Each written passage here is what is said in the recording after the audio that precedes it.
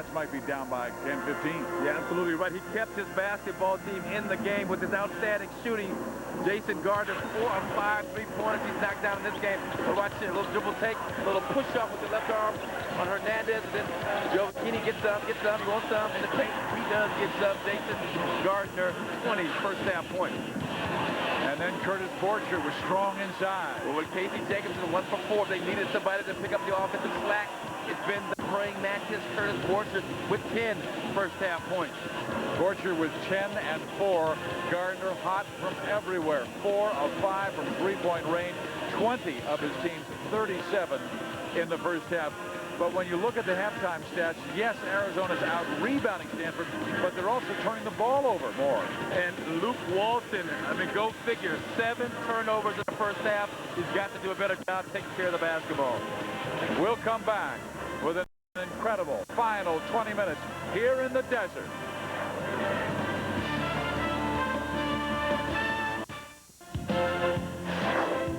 Our Hertz Pac-10 Student Athlete of the Week is Oregon State volleyball standout Gina Schmidt. She is one of only 5 players in Oregon State history with 1,000 career kills and digs, as she led OSU to the NCAA tournament. And last year, Gina was named All-Pac-10. A 2-time academic All-America first team, she has a perfect 4.0 in business administration. Gina Schmidt of Oregon State. This week, Hertz Pac-10 Student Athlete of the Week. At Bank of America, we really wanted to participate in the Olympic Winter Games.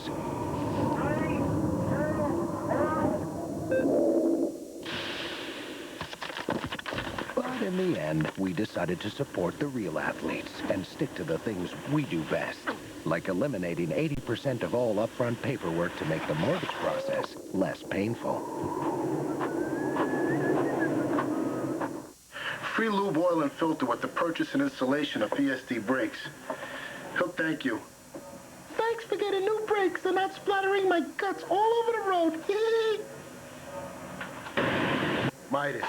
We do that. 7-Up is proud to sponsor youth hockey. And for when they get thirsty, I've provided plenty of 7-Up. Because I care about the kids. 7-Up is now proud to sponsor youth swimming. Kick those legs, Tommy. When reviewing the Lexus LS430, Automobile Magazine said, no car in this class has more inviting leather, a more comfortable ride, a superior stereo, or a more logical navigation system. Perhaps this is why, for the 2nd year in a row, Automobile Magazine has named the LS430 the best luxury car over $40,000. To its owners, it's the best luxury sedan in the world. The LS430 at your Lexus dealer. So the bun cake was bad. The bun cake was abysmal, but you're missing the point of the story. The entire staff has food poisoning, leaving packages to be shipped, deadlines to be met, and one sales manager to do it all. Just one? One. You didn't have the bun cake. He had the Danish. Stay with me. He jumps on FedEx.com. He's shipping, he's tracking, getting confirmations on his cell phone, his pagers, PDA. He's got a PDA? Everybody's got a PDA. Nevertheless, packages arrive, he triumphs over adversity. I don't have PDA. Check, please. This March,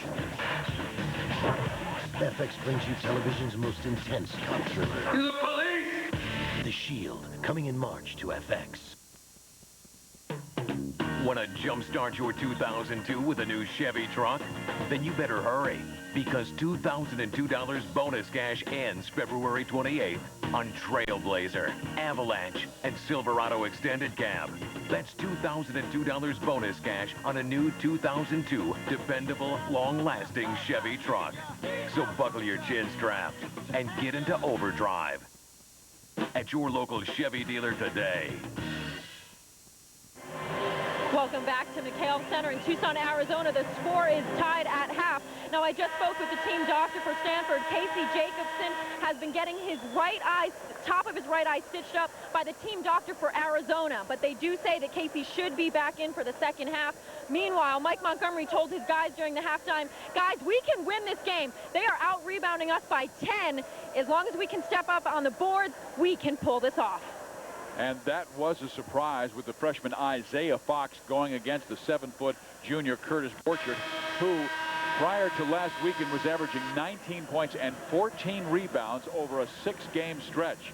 Mike Montgomery's teams have always been great rebounding teams, and again this year, #1 in the conference, +8 on the season per game, but they are -10 in the first half. But Big Curtis needs some help. Teo Johnson, 1 rebound in 9 minutes. Justin Davis, no rebounds. And he had a rough first half. Luke Walton, we saw him get a triple-double against USC this year, but the only close things to a double is in turnovers with 7. And yet, Arizona's tied with Stanford. This is one of these go-figure games. Casey Jacobson went for 4. And yet Stanford right there knocking at the door, 37-all. And a turnover by the Cardinal as Stanford going with Curtis Borchert, Josh Childress, and Teo Johnson on the front line with Joe Bikini and Julius Barnes backcourt. And again, getting stitches above his eye is Casey Jacobson, the All-American from Southern California. And the referee, David Hall, fractured eye socket. He's going to have to go to the hospital as soon as this game is over. So it's been tough on everybody, folks. That's one tough official. David Hall with a fractured eye socket still continuing this game. Here's Rick Anderson. Missing. Fox can't hold on. It's Fox, Anderson, Walton front line. Stoudemire, Gardner backcourt for the Wildcats. Little pick and roll. Borchert, Barnes trying to force a switch. Nice job by Stoudemire to get through. Teo Johnson missing. Luke Walton rebounding. That's his 3rd. Anderson has it swatted away by Borchert. Curtis Borchert lives to block shots inside. He's got the long arms, the great timing, quick off the floor. Oh, look at that runner by Julius Barnes. Doesn't get it, but there's Borchert. He needed to hit the boards. He had 4 rebounds in the first half, but not 1 on the offensive glass. That was his first. And you know Mike Montgomery had a talk with him at halftime about that very thing. Nice job to come over weak side, shot blocker. He is so good at that. And the great timing, and then at the other end, the offensive glass, Curtis Borchert showing some strength and some toughness. That's the operative word for Stanford, the toughness inside. Curtis, a 67% foul shooter. Young man who had to battle through stress fractures in his feet the last 2 years. Limited to only 37 games, but healthy much of this season, missing just 1 game against USC. Wasn't that around the same time of the year, January 20th or something, when he... Yeah. I think he bruised his ribs or something and had to sit out the SC game. How about this? Against USC, he's broken his foot twice in games and injured, not being able to play because of the injured ribs. Now, Luke Walton with the miss inside. Not, 7 turnovers. A lot of those unforced. His confidence would have to be suffering. Borchert inside. Foul from behind by the freshman Fox. That's a good foul by Isaiah Fox, because he made the mistake defensively of losing sight of his man, Curtis Borchert. Well, Casey Jacobson back in the court. He left the game at the 5:25 mark of the first half with an injury over his right eye. You see the stitches that were operated on by the Arizona doctor. And do they say go Cats? He's coming in. The Arizona doctor, you better watch it. Maybe one might come loose inadvertently or something. Oh, my bad. Let's go back in the locker room. No, I don't think so. No, I'm just kidding. I know he really he's got to have a shiner there. Yeah. When wearing it like a badge of honor, he and the official, David Hall, kind of kindred spirits in this game. You're right. Both have been hit in the eye. And stitches for Jacobson, a fractured eye socket for official David Hall. That's 14 now for Curtis Borchert. He has come back well. And that's a good sign for Stanford when you can stay in this game without Casey Jacobson. Borchert with a lot of confidence offensively. Stoudemire missing the 3. Walton inside. No fear in his passing despite the 7 turnovers. Fox has it knocked away by Borchert, and he is angry at the official.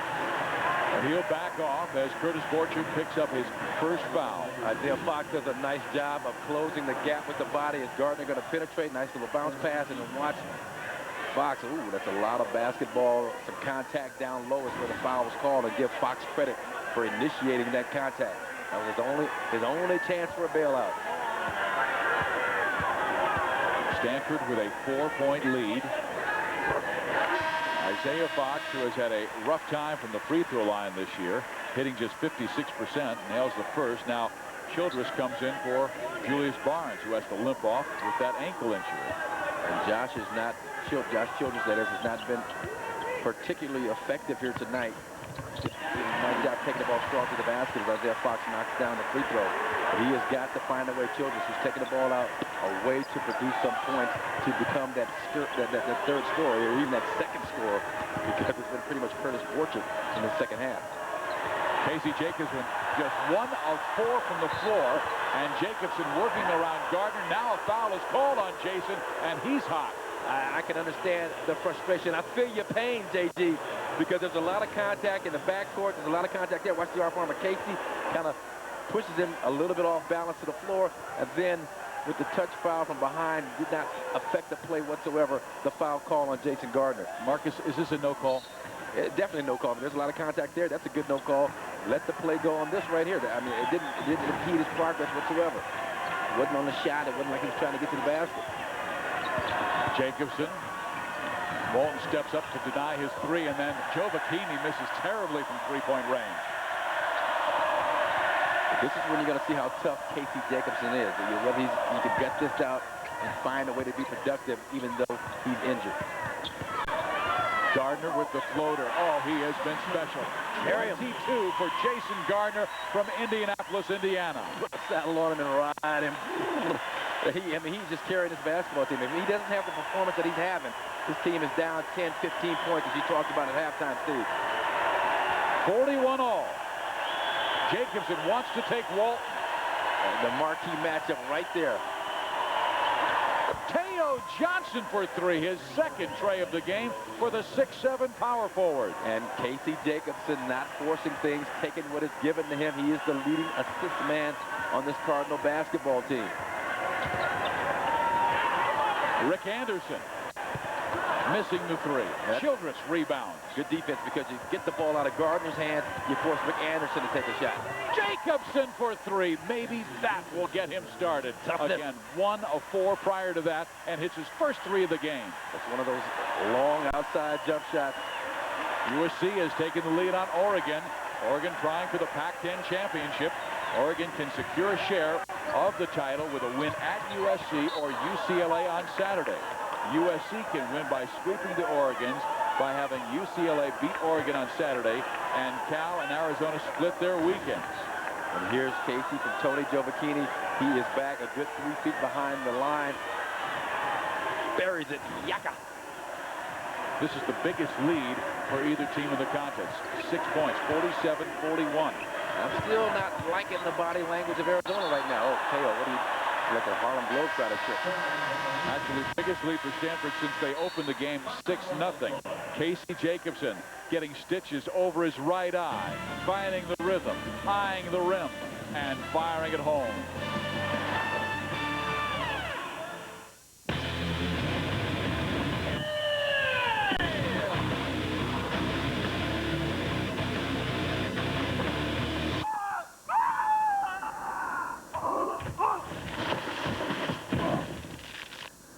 Whoa. What was he thinking? Introducing a vehicle designed for your adventures in reality. The all-new, more powerful CR-V from Honda. Brown makes me feel powerful. Brown lets me be everywhere all at once. Brown software connects me to my suppliers. It connects me to my customers. Brown brings me my raw materials. Brown delivers my finished goods. I trust Brown. Other colors may be cute, but they don't call you back. Making business more efficient. What can Brown do for you? What's the reading on the 12 drill program alarm? Roger, we got you. We're going out.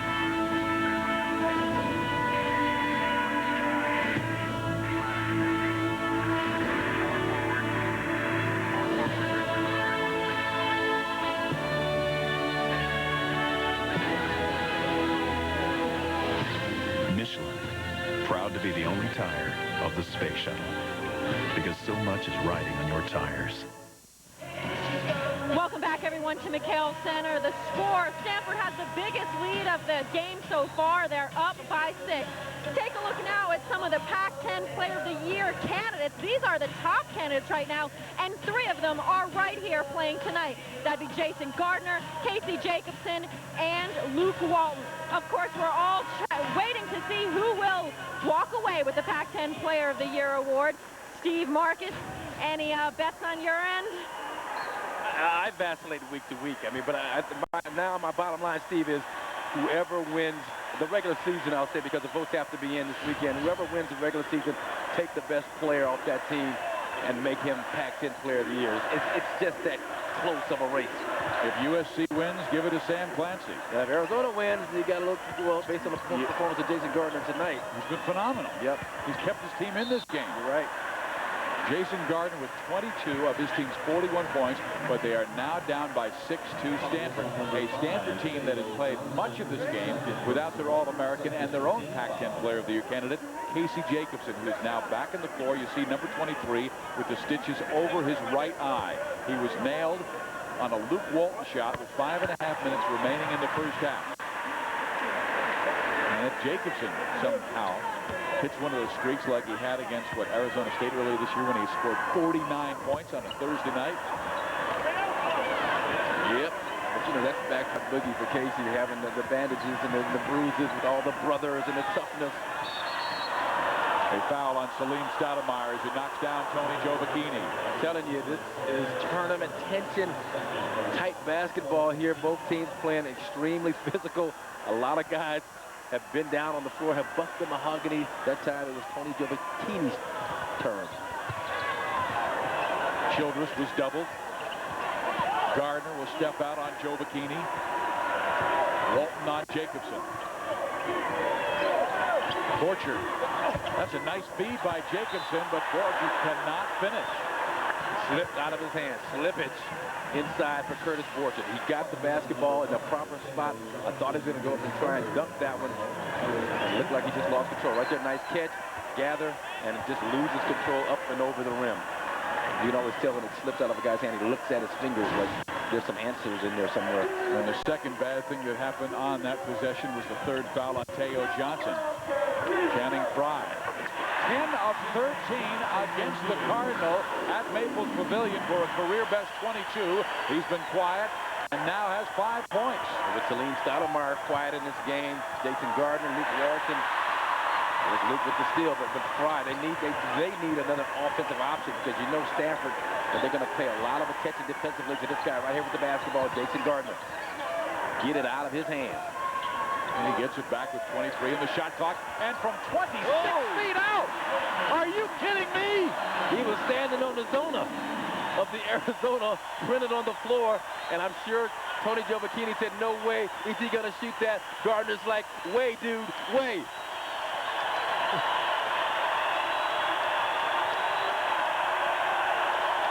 This crowd back in it as Arizona's come from 6 down to tie it.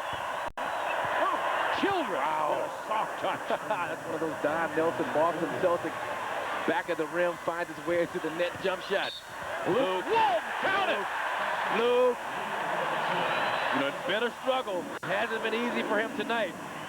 But he is finding a way to get it done at the mid part of this second half.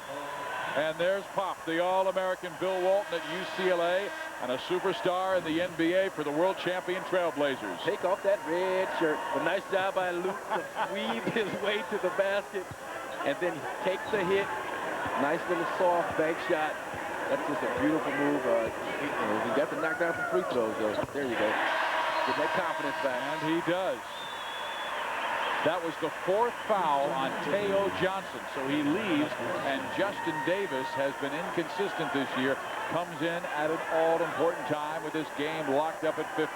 Well, you see Justin Davis is wearing the flak jacket underneath his uniform. That's not him pumping up before the game in the weight room, so he's experiencing a lot of pain still with the shoulder. He says it's more the shoulders than the ribs right now, but he has a tough time handling the pressure and the contact.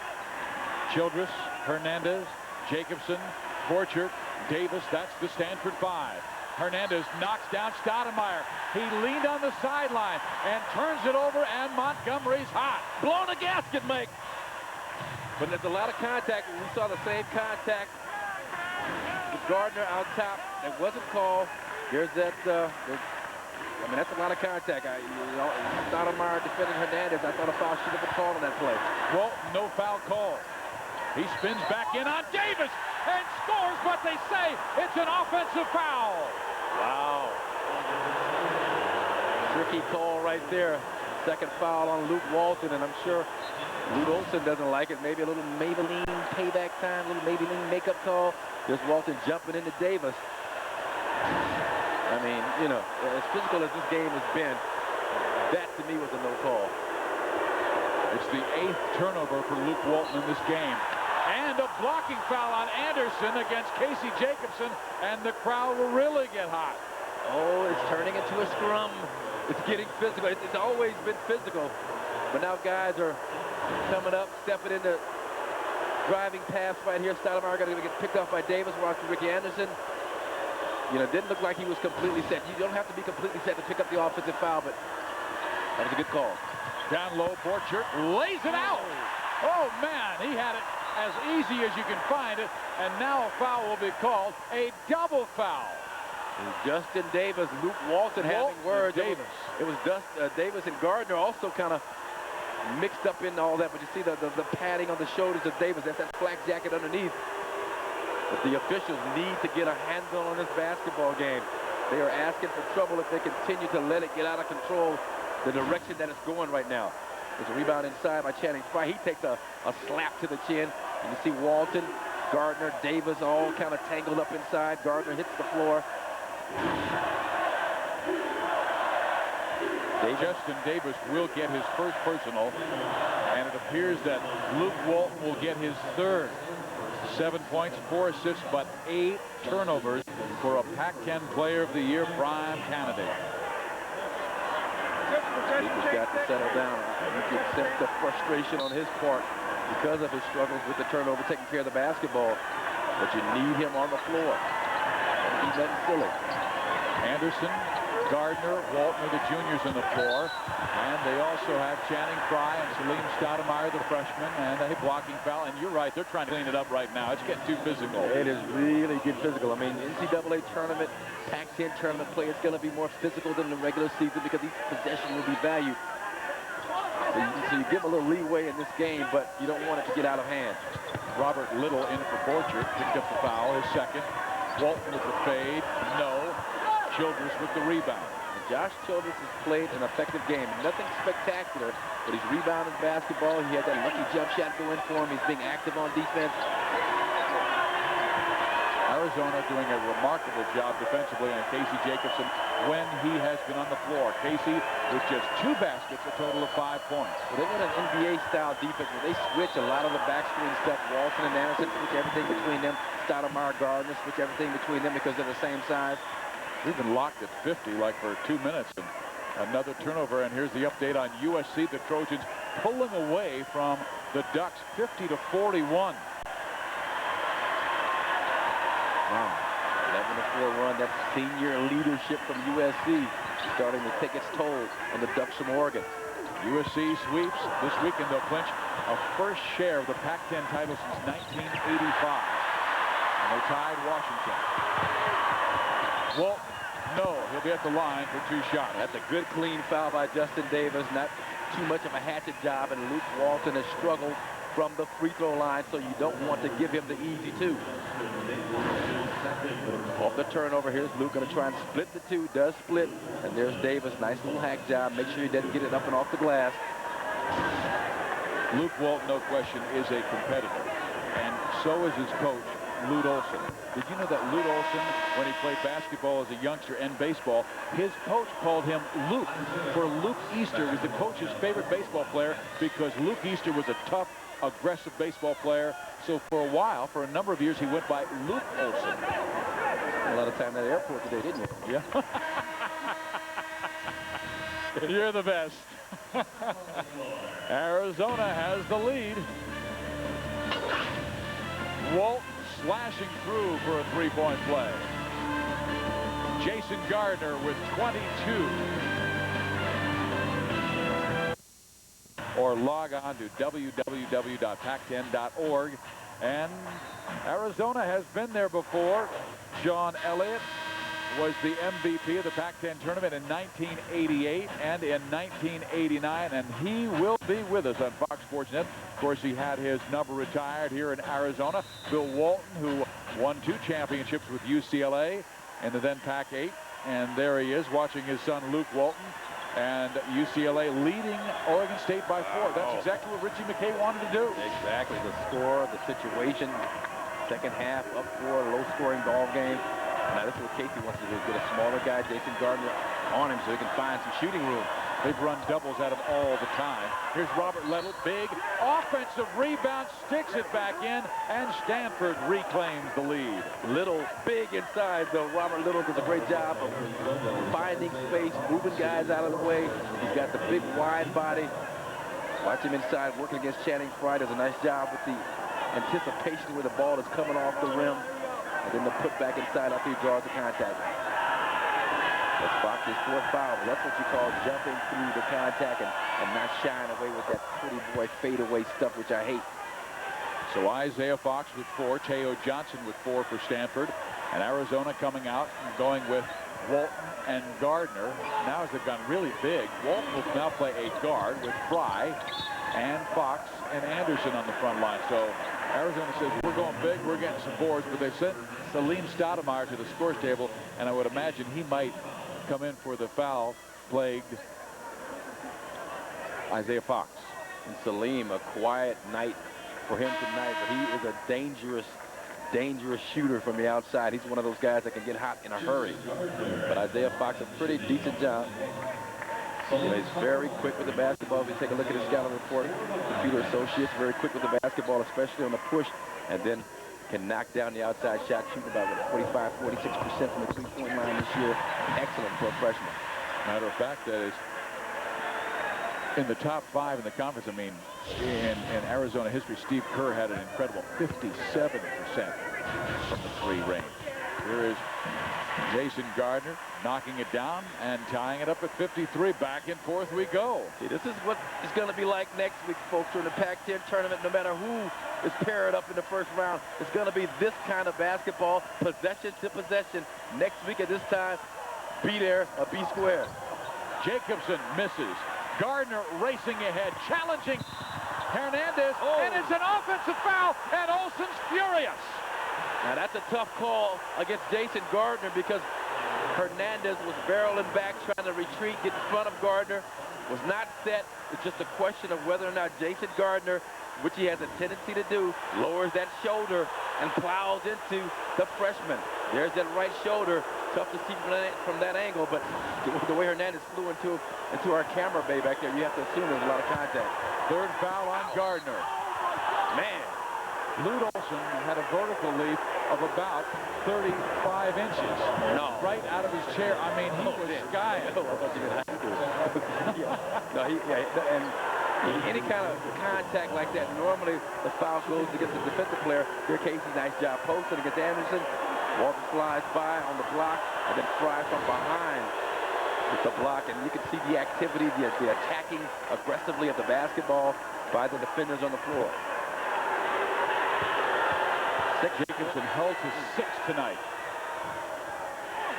And again, he was cut above the right eye, received several stitches, was gone the last 5.5 minutes of the first half and first minutes of the second half. But there is Casey Jacobson trying to will his team to victory. They are up by 1, 54-53. And with 5 minutes to go, UCLA only leads by 2 over Oregon State. In this pattern for UCLA the last few weeks, 7-7 over that span. They win 1, lose 1. Play good against a good team, against a team that's supposed to be kind of have a letdown. And I guess that's what's going on out at Pauley Pavilion tonight. Arizona's had a rough time from the free throw line, and they're normally pretty good. Arizona is a 73% foul shooting team on the year, but they're 13 of 19, missing 6. The Pac-10, it has been wild and woolly. 6 teams are still in contention for the Pac-10 title as we head into the final week of the season, and with the way the year has gone so far, there's a chance still for a 6-way tie for first place. Cal has already won, beating Arizona State. Incredible one. What a job, Ben Braun. Speaking of incredible, they sneak into the top 25 rankings for the first time this year. Congratulations, Ben Braun and the Cal Bears. Hey, take this opportunity, Marcus, to sign up for the Alaska Airlines Visa Platinum Card from Bank of America and earn miles everywhere you use it. You'll get 5,000 bonus miles upon approval, not to mention 2,000 bonus miles every year after that. Log on to bankofamerica.com, Pac-10, and take your shot. Arizona takes a shot and misses and goes out of bounds. Last touched by Jason Gardner. It'll be Stanford basketball. Great hustle on the part of Casey Jacobson to get his hand on the basketball, tip it off of Jason Gardner's hands.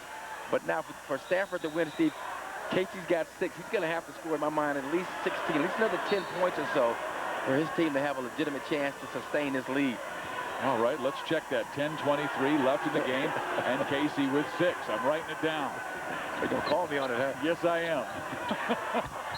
Justin Davis is fouled. Again, not for the faint of heart. Not for the weak of mind. Justin Anderson's fourth on Anderson. The flak jacket sporting Justin Davis goes inside strong. He's going to take a hard foul on the bad shoulder. You know that's got to hurt.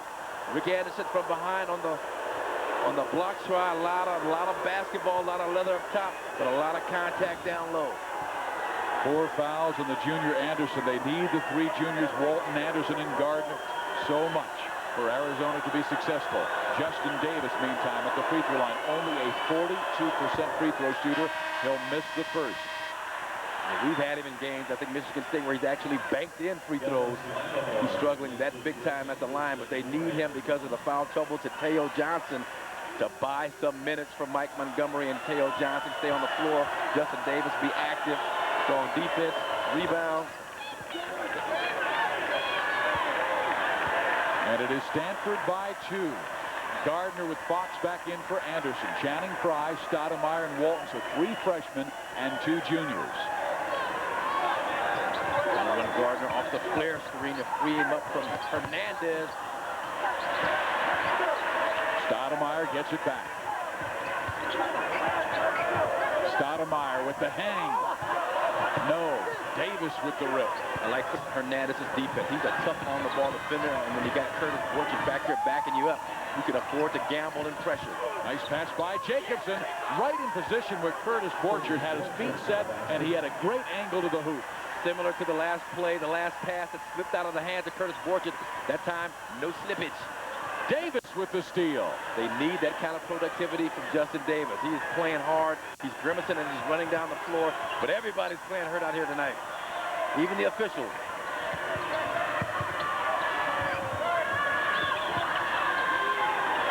.5-10 Gardner on the 6'6 Jacobson. Hernandez feeding Borchard. 2 more for Curtis. Nice job. Hernandez on the penetration. Even better job by Borchard to once again jump through the contact points in the paint. Stanford, they're battling 28-20. That's the toughness that Mike Montgomery has been asking for all season long. Walton. And a chance for 3. That's a tough matchup for a rookie. Josh Childress, a very talented player at Mayfair High School in Lakewood, California, outside of Los Angeles. But he's going against a guy, Luke Walton, who has struggled tonight, but has been a hot offensive guy. And look at Hernandez penetration. Borchard, a little bit of a bobble, but jump through the contact. But here's Luke. Luke is tricky. Tricky down in the post. Got the floaters, got the one-handed push shots. Knocks it down. Well, we've got 4 players with 4 fouls. Teo Johnson, Rick Anderson, Isaiah Fox, and Josh Childress. 2 for Stanford, 2 for Arizona. And this is what it's going to be like with 3 games in 3 days in the Pac-10 tournament. It's going to be the team that wins will have the deepest bench.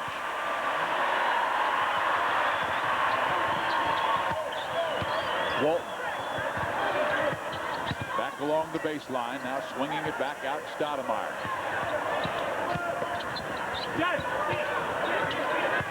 Lattimore trying to get a little closer, and then Davis knocks it into the seats. I like the effort and energy and activity of Justin Davis in this game. He ran down the loose ball in the corner a couple of possessions ago. USC has now fallen behind. Man. Oregon has come back. They were down 9, 5.5 to go, and the Ducks up 1 to the Trojans. Freddie and 2 Lukes trying to get it done. Freddie Jones, Luke Jackson, Luke Rittenauer.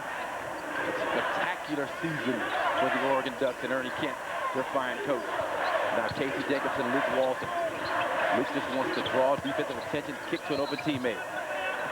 And the foul. I mean, there's so much activity. How do you see a foul? Because everybody's bumping and swiping and flailing hitting arms each other. Yeah, no, it's tough. This is a physically challenging, demanding basketball game. We opened this game with that wonderful cartoon that was put together by Brad Sager with the Pac-10 guys going at each other, and that's what we've seen. We've seen dust fly. We've seen eye sockets broken like David Hall's and stitches. Little did we know that it was a precursor of things to come. We got a psychic in the truck. Oh, man, this is a great game. 8 minutes to play. Right, but just kind of a, not one of those fancy, Dan, kind of up and down, fast break dunks and all that. This is a grinded out affair. Yeah, this is going to challenge your toughness right here, challenge your manhood.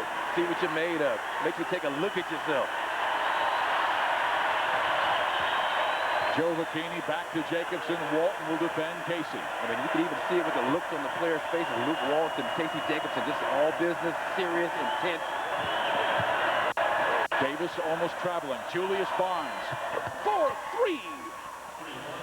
And I was going to question that shot kind of early within the offense, but Julius is feeling it. Julius can shoot it. And he has one of those high arching moon shots.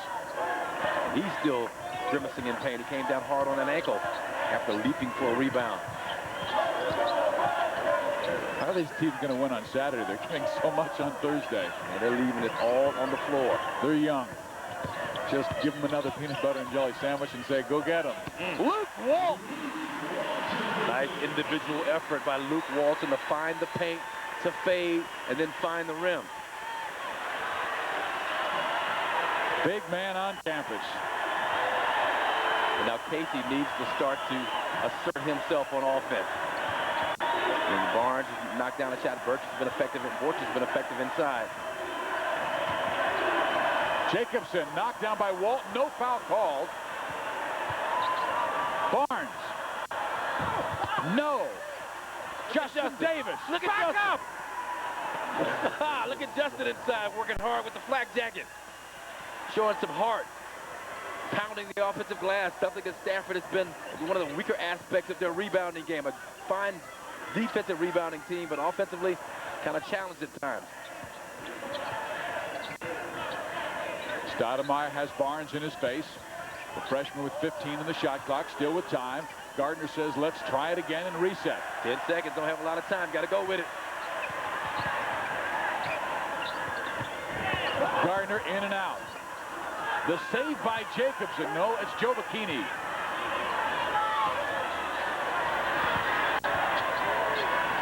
Joe Bikini missing the 3. Davis there again, but knocks it out of bounds, trying to rip it to himself. There's a timeout on the floor. Stanford with a 4-point lead on plays like this by junior Julius Barnes. Come to Pep Boys for all of your car care needs, like quality Raybestos brake service for as low as $69.99. At a price like that, why risk driving around with bad brakes?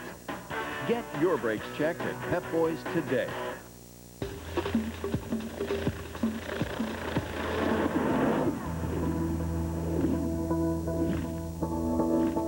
The new 255 horsepower Infiniti i35 with the most powerful engine in its class.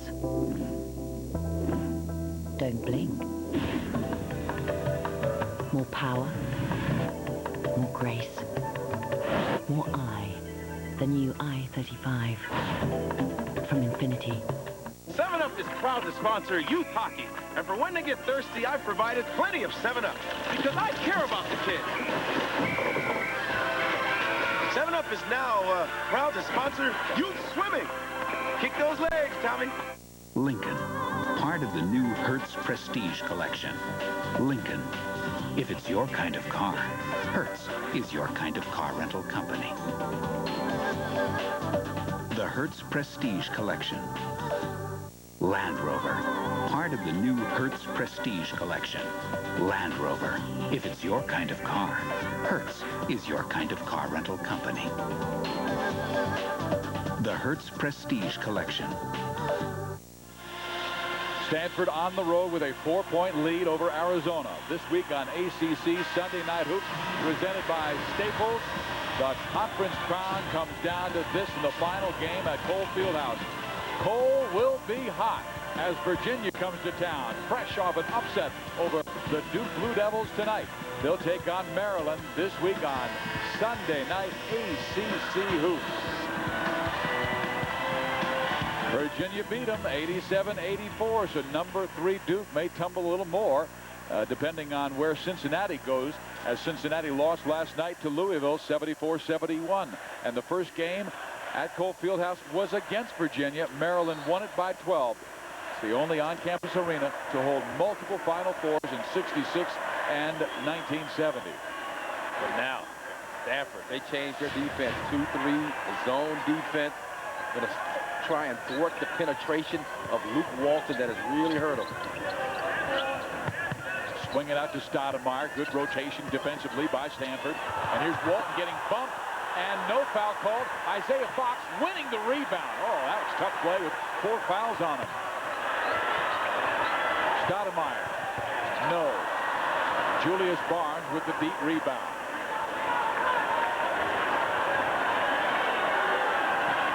Boy, they have switched beautifully on Jacobson in this game.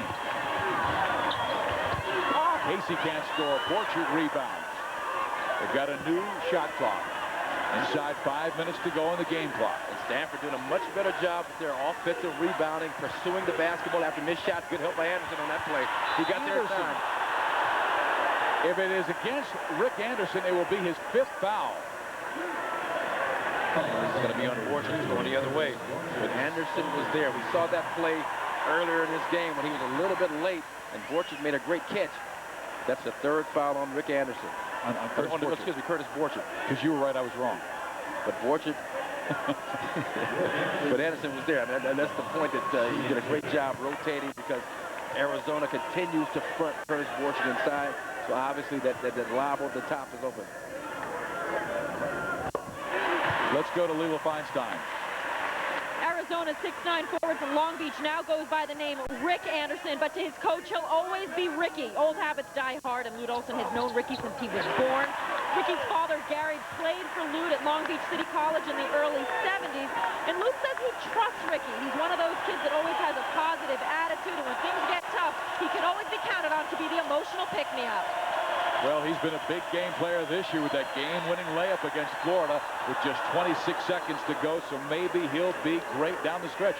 And remember the 2 late free throws to beat a very strong Maryland team who we'll see on ACC Sunday Night Hoops this Sunday. And Lute also likes to call him affectionately Stick. Stick Anderson. Speaking of Stick. Stoudemire with the steal. Look how fast he is with the basketball. Got to finish that play, though. And now Stanford will head the other way with a 2-point lead.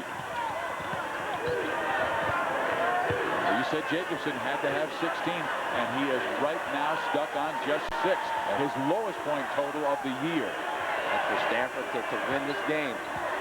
Borchard has filled in admirably. Justin Davis, I've been pleasantly surprised with his activity at both ends of the floor. But at some point, when this thing bogs down with about 3 minutes left, you're in a half-court set, you're going to need your shooter to make big baskets for you. Anderson spins around Davis. There's just a natural tendency for the other guys to kind of tighten up on the floor. Gardner has not had a great second half. 27 for the game, but 7 after halftime, and 3.5 to play. And he's missed his last 3 shots. Oh, my. Julius Barnes missing. You know what? These guys may be so fatigued, Marcus, because they played so hard and physically for 37 minutes. But did you see Julius Barnes flip the attempted trap Time out on the floor. 3:26 left. Stanford by 2 over Lute Olson's Cats. Free lube, oil, and filter with the purchase and installation of VST brakes. You'd be crazy to pass on this deal. If you see 2 sheep mowing the lawn, you're crazy. Midas. We do that.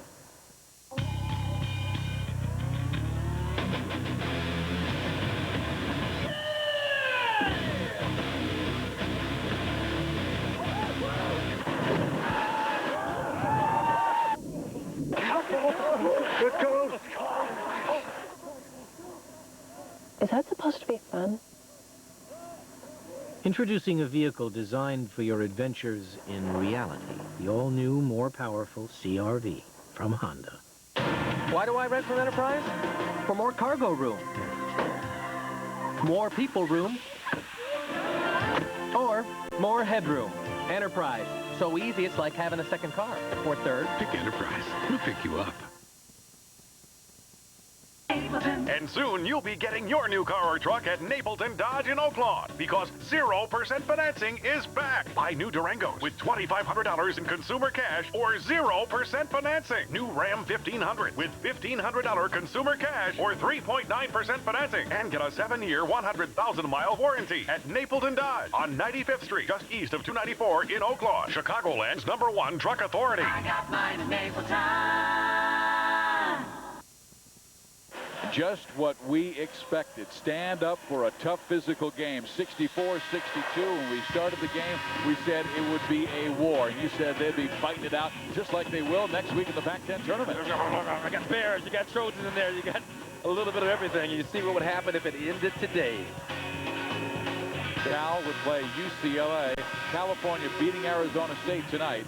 Arizona right now would play ASU in the first round. And USC Stanford would match up every single game. Would be a great game. Well, you'd say Oregon-Washington would be the easy game, but Washington's already beaten Oregon. And Oregon leads by 1 over USC. Oregon, again, to win the Pac-10 championship, can secure a share with a win at USC or UCLA. How about that? Ernie Kent has done a great job this year. Now they've got to go on the road and win at the Sports Arena and Pauley Pavilion. Stoudemire, the shorter, quicker defender, just getting up into the body of Casey Jacobson. Julius Barnes in and out, but Justin Davis with his 3rd offensive rebound in the last 3 minutes. That's been key, Steve. He has been a key player down the stretch here in place of Teo Johnson. He's picked up his 4th foul. This is the kind of play from Justin Davis that they expected when they recruited him. Jacobson was looking low block. Porcher missing outside. Anderson tries to call a timeout and does as he was leaning out of bounds. And Mike Montgomery said he was traveling. He was traveling. Well, right now he's traveling back to the bench with Arizona at a timeout. The Pac-10 and Fox Sports Net present Pac-10 basketball tournaments. Shooting has already begun on these blockbuster productions. Premier release dates will be March 2002, Women's Tournament in Eugene, Oregon. Men's Tournament in Los Angeles, California. To the basket. Who will take center stage? These tournaments are rated E for excitement. Why do I rent from Enterprise? For more cargo room. More people room. Or more headroom. Enterprise. So easy it's like having a second car. Or third. Pick Enterprise. We'll pick you up. 7-Up is proud to sponsor youth hockey. And for when they get thirsty, I've provided plenty of 7-Up because I care about the kids. 7-Up is now proud to sponsor youth swimming. Kick those legs, Tommy. What's the rating on the 12-0 program alarm? Roger, we got you. We're going out.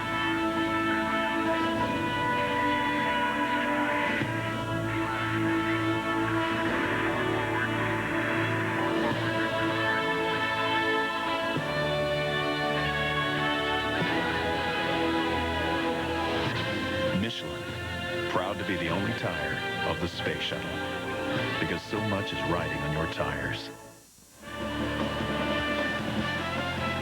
Pac-10 college basketball on Fox Sports Net is brought to you by the Alaska Airlines Visa Platinum Card, the most popular way to earn miles in the Pac-10.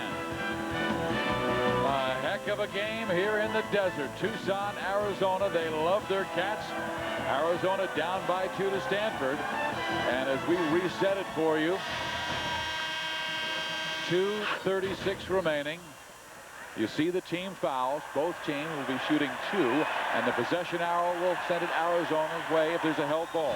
Stanford has been scoreless the last 4 minutes and 10 seconds. Arizona scoreless the last 2:20. Stanford sits in this 2-3 zone. UCLA has beaten Oregon State 65-57, so UCLA still alive. The Pac-10 championship. They need a lot to happen for the Bruins to win it. They came in tied with Stanford for 5th place.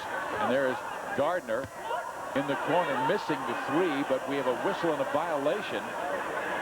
And no argument from Casey Jacobson. A timeout? I'm not sure. Yeah. 30-second timeout. 30-second timeout. And there was 3 seconds left in the shot clock, so Gardner spotted it over his left shoulder in the opposite end of the floor, so he then took the 3. One of his teammates tried to alertly call the timeout to get him at least a solid shot off of this possession. I think it was Rick Anderson. Stanford has had the lead 6 times. Well, it is the best darn sports show, period. It's the show everyone's talking about. Garrison Hurst will be in the studio, the 49ers running back. Sports Illustrated model Shikara will be there. And Mariners second baseman Brett Boone, who had a fabulous year for Seattle last season. There's John Kruk, as he is the Prince of New York and the Prince of the show. 3 seconds on the shot clock, so Salim, it's on you, buddy. Stoudemire missing, did not hit iron anyway. You see Salim. There is a shot clock violation, so Lute Olson's team will be back on defense, down 2 with 2 minutes to play. All right, now it's all about going with your horses right now. For Arizona, Jason Gardner's carried this team the whole game long. He's got to step up and make plays, and I still believe for Stanford to win, Casey Jakes is going to have to make some plays, and that means making some baskets. And again, he is on 6 points. You said he needed 16 for them to have a chance to win. Nice pass by Davis inside. Borchard missing, and then he rams it home for points 19 and 20. That's a big play for Arizona. Gives them the 4-point lead here late in this game. Puts a lot of pressure on the Wildcats. And that's great defense by Joe Bikini on Jason Gardner just to deny him the basketball. Jacobson with the strong defense knocks it out of bounds. 1 minute to go. Oregon by 3 over USC. I'll tell you what, every game has been fierce. It's to the point now where we're not even surprised. Just exhausted. Good job by Luke to draw the contact inside. He needed a bailout call on the play. Found the body of Borchard. Took it up strong. Got himself a couple free throws, even though he has struggled from the free throw line. So Luke Walton, who has really had a hard time with his foul shots in this ball game, just 2 of 8.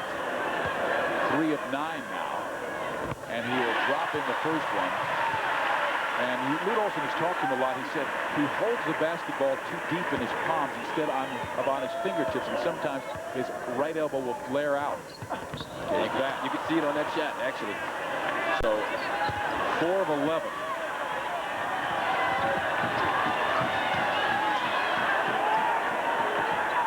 Stoudemire on Joe Bikini. Walton defending Casey Jacobson. He's done a nice job denying him the basketball.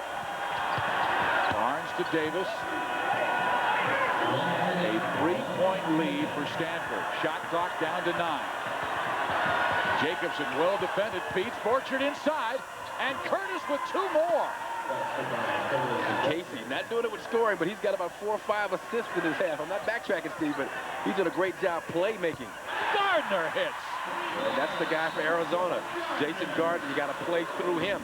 Get him the basketball. He's their crunch time player. 30 points for Jason Gardner. The last 3 pull Arizona to within 2 with 44.1 seconds left. Right there coming off the screen, Jason Gardner. How about the screen by Anderson? Beautiful screen by Anderson, and the defense.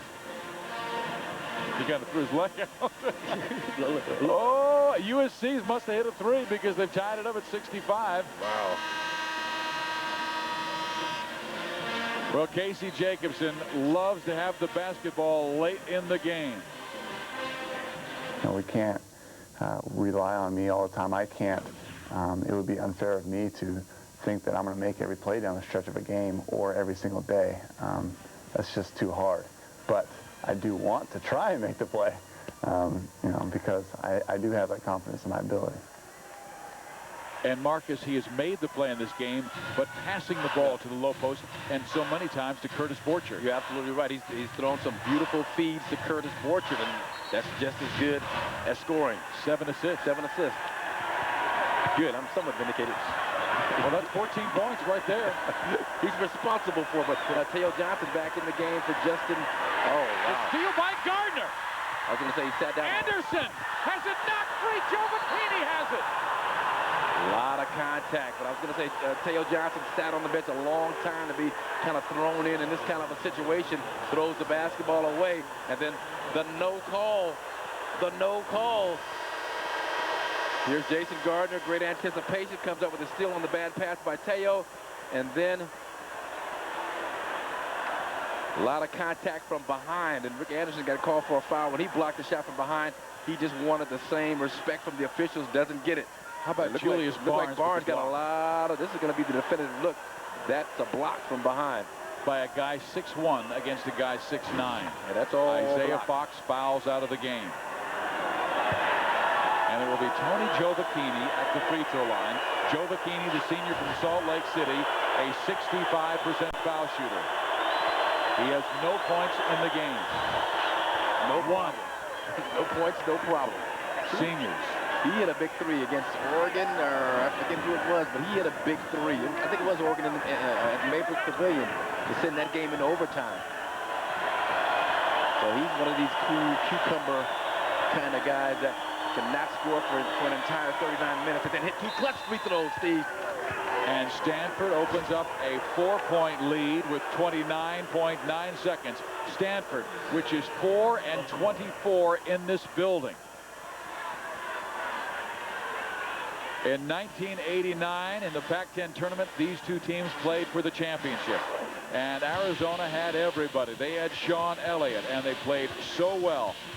This is Jason Terry, excuse me. We go back to 1999 when Jason Terry hit a jump shot to give Arizona a two-point lead at 78-76. And Arizona would hang on to win. And a 4-point deficit with 30 seconds left is nothing, but talking about carrying your team as a point guard, look at what this young man, Jason Gardner, out of Indianapolis, Indiana, has done. 30 points, 6 of 8 3-pointers, that big one down the stretch. He's going to look to be aggressive shooting the basketball again, the same play, pick and roll with Anderson.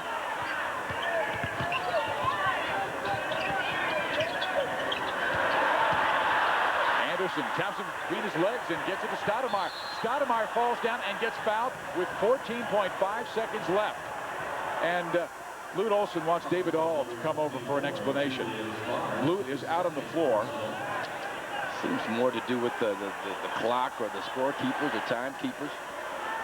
We are quickly going to take you up to Los Angeles to check out the finish between USC and Oregon.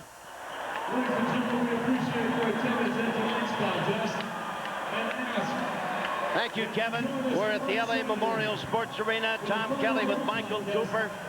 And it has been Frederick Jones who just hit the bucket with literally nothing left on the scoreboard clock to give Oregon its 13th conference win of the year, to give Jones his 16th point of the night, and to give Oregon a 67-65 win over USC. And Lady Luck doesn't wear Cardinal and gold, Michael Cooper.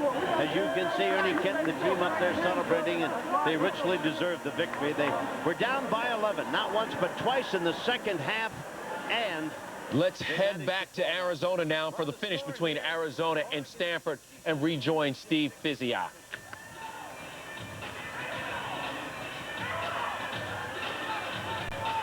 Here at the McKale Center in Tucson, 70-66 Stanford over Arizona. 14.5 seconds left. Let's take a look at that last play. And oh yeah, so he's gonna let the ball roll. They started the clock before he touched the basketball. That's why Lute was so upset. They actually took a couple of seconds off the clock before the ball was touched. And that's a home team score. And it's a home team scorekeeper, I'm telling you. But you know, he had a bad vantage point from where he's sitting. I don't think he really could see whether or not he touched the basketball or not. It's 29.9.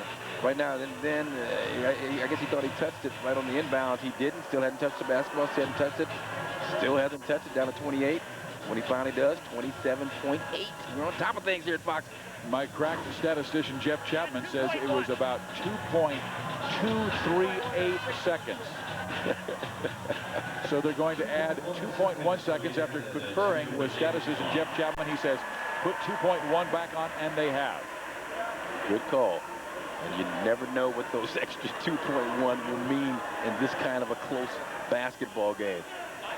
So the lefty Salim Stoudemire, who at one time this year made 39 consecutive free throws, an Arizona record, steps to the line, and Mike Montgomery wants an explanation from Dave Hall. Salim holding steady at 93% for the season, which is just back to a one-possession game. It's remarkable for a freshman. A one-possession game. Made 93% on the year. All of them tonight. And this is where you want to try and, if you're Stanford, obviously, wait for the Wildcats to foul you. Arizona cannot allow a lot of time to get off the clock. And again, if Teo Johnson gets the inbound pass, you grab him right away. Anybody pretty much you got to grab right away. But you hope it's a guy who is not as good a free throw shooter as Jacobson. And they got Jacobson taking it out. And he gets it into Borchert. And Borchert is fouled by Channing Frye. So Curtis Borchert, a 67% foul shooter, will be at the free throw line. Everyone that Stanford has on the floor is at least a 65% foul shooter except Teo Johnson. And he is at 62. But you know, Borchert is a 67% free thrower. He's made all of them tonight, so the odds say that he is due at some point to miss one or two. Stanford players, arms locked on the bench. Fernandez, Lonic. There's one for the three-point lead. Cool Curtis, but all you need for him to miss is one if you're Arizona. So this is the big one for Curtis Borchert, making it a two-possession game. 23 points for Curtis Borchert, the junior from near Seattle, Washington. And this has been night and day, this game, compared to last week against USC. Got them both. It is a 4-point lead for the Cardinal with 15.3 seconds left. I mean, the McKale Center, 29 years old. In the past 10 years, Arizona has a record of 52-4 here. And Arizona and Stanford, they got together in the 1989 season in the Pac-10 championship. And let's take a look back at that game. Todd Lichty was an all Pac-10 player, number 42, and he would score to give Stanford the early edge. But then Sean Elliott got hot, and he just ripped the Cardinal, and Arizona would go on to win 73-51. You know, what's interesting, Montgomery and Lute Olson have been the most outspoken about the Pac-10 tournament, that they don't like it. And yet, Arizona, in the 4 years they had it previously, Arizona won 3 times. Yeah, and they have done a great job dominating the tournament, but we'll see what happens this year. A lot more parity this season in the Pac-10. Pac-10 tournaments next Thursday, quarterfinals, semifinals on Fox Sports Net. You see the timeout situations left. Gardner. And a foul. It's an offensive foul on Jason Gardner. And Gardner a wee bit out of control coming down the floor, but his question to the officials is how can you call that call with this much at stake, with all the contact that has been meted out on the floor tonight. Right there, there's that left shoulder. He does that an awful lot. He's gotten away with it most of the evening. That time, Joe Bikini picked his spot, did the acting job to help out the official. The 5th foul on Channing Frye. And Curtis Borchert, who just dropped 2 for the 4-point lead, will head back there and try and push the margin to a half dozen. Isaiah Fox is fouled out. A lot of long faces on that Arizona bench. Arizona had a chance to win the Pac-10 conference, but as you see, Fry fouled out. Arizona could win by sweeping. They had to sweep and finish 13-5. With Oregon losing to USC and Oregon State beating USC, that did not happen. Oregon won tonight, so Oregon will have at least a share of the Pac-10 title. And how about this? Ernie Kent, a former player in the 70s, comes back to coach and lead his team to the first conference championship, at least a share, for the first time in 57 years. That's a remarkable accomplishment for Ernie Kent. Congratulations to the Ducks. We had them early against Louisville. You could see a whole new kind of purpose and spirit in that program, the way they approached the game defensively, and now at least co-Pac-10 champions. It is a 6-point lead. Gardner is fouled and will have 3 shots. He was fouled by Joe Bikini. And Mike Montgomery holding his palms to the heavens saying, Tony, what are you doing? But Jason Gardner was real crafty on this play. Watch the Joe Bikini should have backed off. Watch him find the body right there. Finds the body, the arm of Joe Bikini. And that's almost another offensive foul on Jason Gardner. He actually put his left hand. And there's Mike Montgomery. I think he's more questioning the officials. Like, he just kind of threw my guy out of the way, gets the contact, gets 3 free throws. And the crowd was chanting because of the late fouls against Arizona. The referees are not nice. The referees are not nice. Is that what they were saying? Well, sometimes we don't let accuracy get in the way of a legal story. A 3-point game again. Teo Johnson is fouled. And Teo Johnson is a 62% foul shooter again. He will be at the free throw line for 2 shots. But this is how you play these games out. You do this with the hopes that a guy like a Teo Johnson gets to the line and misses both free throws. And I've seen it happen time and time again over the years. Good coaches do this. They've been left in the game and just hope and wait for that break. 5 fouls on Rick Anderson. 74-71. 9 points, 11 rebounds for Anderson.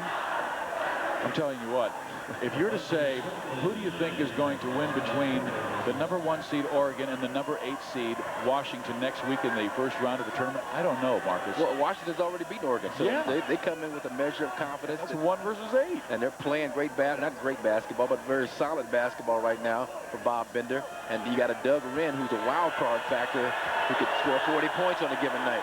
Oregon beat USC tonight 67-65. Teo Johnson here misses the first. He must miss the second to give Arizona a chance. He makes one. It's a 2-possession game. Jason Gardner checking to see if Coach Olsen wants a timeout. Missed it. Porchard fighting for it. And what's the call? A foul on Stoudemire, I believe. As Orchard hustles down the offensive rebound off the missed free throw. How big is that? How did that happen? No one blocking him out on the free throw line. Or either that, just great effort. There's Curtis. He actually beats the rookie, the freshman, Dennis Lattimore, in the paint to get offensive rebounding for the missed free throw. Tough break for Zona. And that might be game right there. 4.2 seconds left with a 4-point lead. Timeout taken. Mike Montgomery gathers his troops. What a wonderful job Montgomery did. We talked about the determination in the faces of Stanford before this game. They were running their layup drills, and I'm telling you what, not one smile. I didn't see a tooth, a tooth from the Stanford guys the whole time, even in their pre-game shoot-around. Well, there's Mike Montgomery, who's led his teams to 9 NCAA tournaments. And here's Saturday's schedule. California will face Arizona. Stanford will go against Arizona State. Oregon will meet UCLA. Oregon State will face USC. And who knows who will come out winners in those games. And, you know, Oregon State has a chance to be the spoiler, play the spoiler role. They played UCLA tough tonight. That UCLA-Oregon game is going to be just outstanding in terms of the number of incredible athletes on the floor. Freddie Jones, Dan Gadzuric, just a great kind of up-and-down affair. Well, Mike Montgomery during the timeout said, fellas, don't even go near the lane. Just stand there when they inbound. Stanford has led or been tied since 1:44 to go in the second half, excuse me. Borchert makes it for a 5-point lead. And the lead is 5. Andrew Zahn will inbound. Zahn, the long ball thrower. Oh, yeah, nice play. Stoudemire corner, no, and Stanford will win. What a great comeback by Mike Montgomery after losing 2 at home last week to USC and UCLA.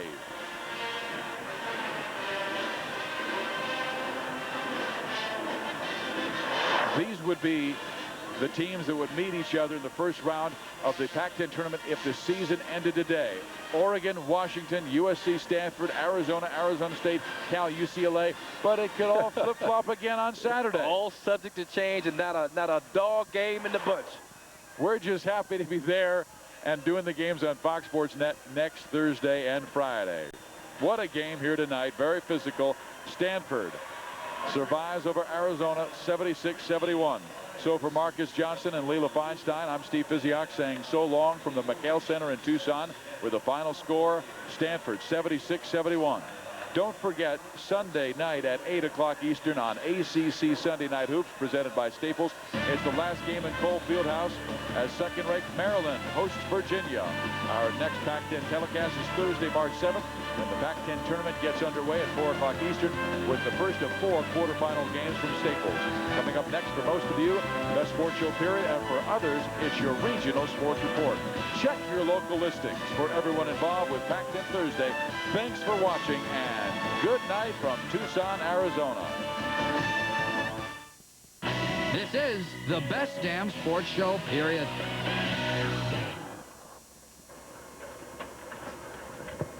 I miss you, buddy. Come in. Hey, John. How's it going, babe? Dennis, what are you doing here? Hey, I just wanted to stop by and congratulate you on the whole Monday Night Football job. But now listen, Boomster. This gig is prime time now, all right? It's not just enough to call the action on the field. You know, it might be a touchdown, but how does it tie into the economic ramifications of the Sino-Soviet Nuclear Non-Proliferation Pact? Or Drew Barrymore's divorce? I gotta be honest with you, I have absolutely no idea what the heck you're saying there. I mean, did you hear? Al Michaels and I are gonna be in the booth on Monday Night Football together. Just me and Al. This is gonna be great. Hey, man, where does that leave me, babe? Well, could you put some gravy in that for me? Oh, whoa, this is cold, man. This is as cold as Shackleton's 1914 expedition to the South Pole. Get out of here! All right, I'm out of here.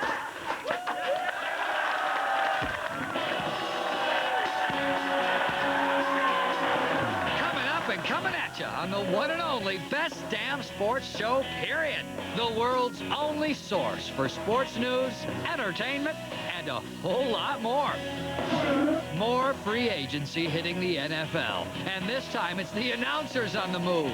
We'll sort through who's in and who's out. And of course, we'll add our own 2 cents on this breaking story. So you're going with the Goliathan mythological figure over in an endangered peregrinate waterfowl.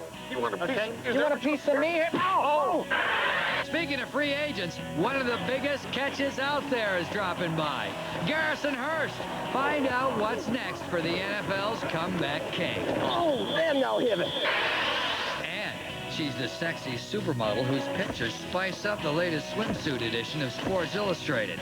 Shakara struts her stuff on the best damn set. All that, plus Mariner superstar Brett Boone, NBA insider Stephen A. Smith. What's the matter with you people? And a visit to one of bodybuilding's biggest events. Ask Tom Arnold. Again, he's the expert in that. So pump up. The best damn sports show, period. Starts right now. Loud today, huh? Hey there, welcome to the best damn sports show, period. I'm Chris Rose. We got 2 hours to show you the best highlights, share our hard-hitting opinions, and have a whole lot of fun. Our show's gone bi-coastal today, so joining us from New York, we'll be on Letterman tonight is actor, comedian, voice of the fans, say hello to Tom Arnold. Thank you. Chris, I think that's ironic because I've thought you were bi for a long time. Anyway, I'm here doing Letterman. Had a great time on the show. I talked about everybody. You want to watch it tonight. And Letterman said, next time you come back, bring John Kruk. We'll do stupid pet tricks. You know, it'll be great. You know, they got rid of Dennis Miller. I thought they'd get rid of your ass here, too. I'm probably next. There's no need for comedy in sports, pal. Yeah, right. You know that. Look at you, buddy. He won 4 NBA rings, sitting in Tom's seat today, the Spider-Man, John Sally. He's happy to be away from Tom, John Kruk. He won a ring with the St. Louis Rams, former Pro Bowl defensive tackle DeMarco Farr. And keeping an eye on the news, as always, is the lovely Lisa Guerrero.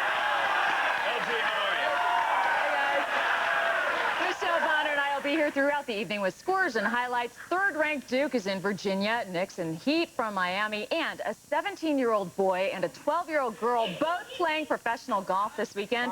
We're going to show you how they did in our updates, guys.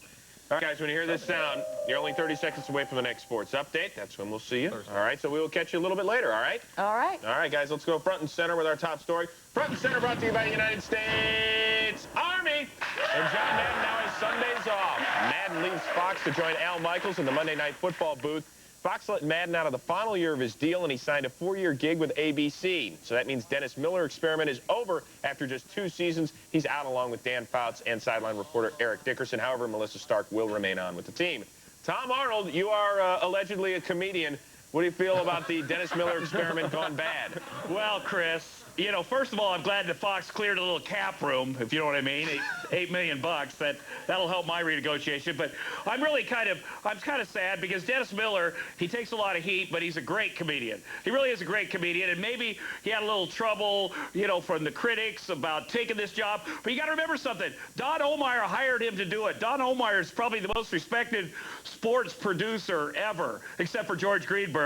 So, you know, I mean, he didn't just come in there. He didn't just come in there on his own. So I think it's sad, and to blame Dennis Miller is ridiculous. They got a chance to get John Madden, who is the best, and that's what it all boils down to. George Greenberg, of course, our executive here at Fox. Yes, sir. Hey, guys, look, Dennis Miller was offered a chance to stay on the Monday Night Football crew in a minor capacity. Here now to discuss his future with ABC Network is former Monday Night color commentator and comedian Dennis Miller. Hello, Dennis.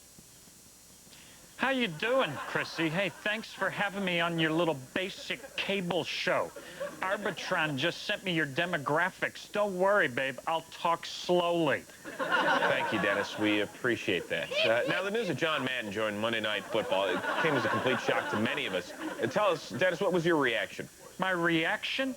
I felt like General Robert E. Lee at the Battle of Appomattox, Cha-Cha. I felt like a Zulu tribesman being forced to pay a hut tax. So you're angry? Like when Potsy stole Ralph Mouth's girl at Arnold's, you know what I'm saying? Okay, all right, we get the picture. Now, ABC execs reported they'd be willing to have you stay on in a minor capacity. Is this Dennis Miller in your plans? Are you kidding me, Chupu? With the size of Al Michaels and John Madden's ego, the only thing that can fit in that broadcasting booth now is a tuning fork and Dan Fouts' charisma. You know what I'm saying, Chalupa? Huh? Madden can kiss my royal arse. Okay, well, Dennis actually joining us right now to tell us his side of the story is ABC's brand new color commentator for Monday Night Football, John Madden. Hey, John, thanks for joining us. Football is a game of inches, and the object of the game is to drive down the field and then get into the end zone. Okay, thanks for that insight, John. Real quickly, just tell us, why did you decide to leave Fox Sports and join the Monday Night Football gang? Well, Chris, Monday night has always been my favorite day of the week, and football is my favorite sport. So when you take Monday and football and you smush them together, boom, you got a Reese's Peanut Butter Cup. Hey, Chunky Choo-Choo. Those CO2 fumes emitted from your Winnebago, stop breathing them in. Boy, I sure am going to miss going to work with you. You know, your comedy kind of reminds me of a young Carrot Top. I love this guy. Hey, Dom DeLuise, shut your pie hole, okay? Why don't you take that fat bus of yours for another victory lap through the local Arby's? All right, guys, obviously this is getting us nowhere, but look, we appreciate the time. John Madden, best of luck next year with Monday Night Football. Dennis Miller, look, good luck in whatever you're going to do. All right, thanks, Chrissy. Listen, I got to go read up on the Peloponnesian Wars now, okay? Thanks, Chris, and thanks, you too, Dennis. By the way, a field goal is worth 3 points, which will go towards the team that made that field goal. Guys, thank you very much. DeMarco, did you like Dennis Miller in the booth being a former player? Not really. It seemed like his comedy didn't keep up with the game, and it kind of made it kind of boring, actually. So it's a good move. But you liked it. I liked it, and I think the game was boring, and Dennis Miller helped it along. I really like his comedy, and I think it was funny. Too bad. Yay or nay, quickly. I'm a fan of Dennis Miller, but I'm not real sure he did that good a job. Yeah, I think Dan Fouts is actually the guy that got screwed. Yes, I like listening to him. Dennis Miller I could do without in the broadcast booth. Hey, we'll be hearing from our comedian in New York City, Tom Arnold, throughout this show. But coming up later, one of the great comebacks. Stop smiling at us, cheeseball. Garrison Hurst, a free agent running back, after this update.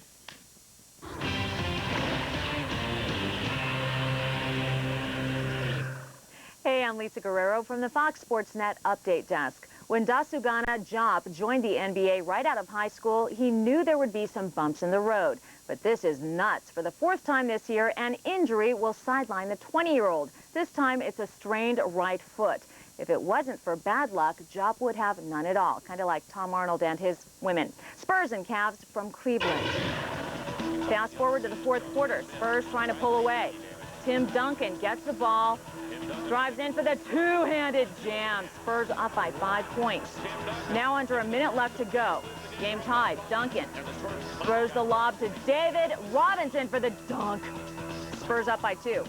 Under 10 seconds left to go. Spurs down by 3. Andre Miller gets the ball, hits the triple at the buzzer to send this game into overtime. Miller is pumped. Now, in OT, all Andre Miller. Miller hits a tough turnaround jumper. Then he drives, hits the shot in the lane. Miller had a career-high 37 points, 7 assists, and he could cook a mean tuna casserole. Cavs win 114-107. Pucks now, and Wayne Gretzky was never one to show off. But you think the Great One was happy to show Patrick Waugh his new gold medal? Waugh declined to play for Gretzky's Team Canada, and now Wayne has taken home the only thing Patrick never had. Gretzky's Coyotes visiting Waugh on Thursday. First period, no score. Danielle Briere gets the length of the ice, makes a nice move for the payoff against Patrick Waugh. Briere's 25th, 1-0 Coyotes. Third period, down by 1. Joe Sakic, the pass to Steve Weinput. Nice. This game would go to overtime in OT. Sean Burke, the save on Sakic, but Chris Drury is there for the rebound goal. Avs win 2-1 in OT. Canes and Bruins from Beantown. At the end of the second period, Sergei Samsonov and Sammy Kapanen make like Amy Fisher and Tanya Harding. Hey, what a good idea for a Fox special. All right. Anyway, third period, Canes with the 5-on-3 advantage. Canes taking a couple of shots, but Rod Brindamore does the damage. Brindamore's 16th goal later on. Joe Thornton, cheap shot on Brindamore. Match penalty, Canes win. That's it for now. I'm Lisa Guerrero. You're watching Fox Sports Net. Coming up and coming at you on the best damn sports show, period. Sports Illustrated swimsuit model Shakara will add a little beauty to our set. But up next, the T-Wolves are flying and the Raptors are tanking. Our NBA guru drops a dime on the latest trends in the association when the best damn sports show, period, returns. Front and center on the best damn sports show, period, is brought to you by the United States Army, an army of one. Make here matters to people. This beer is part of their lives. People talk with friends over this beer. They spend time with family with this beer. It's there to witness their defining moments and will always be there when these stories are told again and again. It makes those moments more memorable. This beer makes those times Miller time.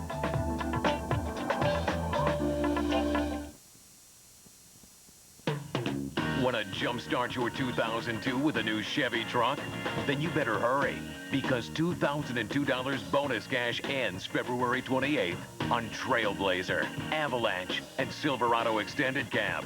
That's $2,002 bonus cash on a new 2002 dependable, long-lasting Chevy truck. So buckle your chin strap and get into overdrive. at your local Chevy dealer today.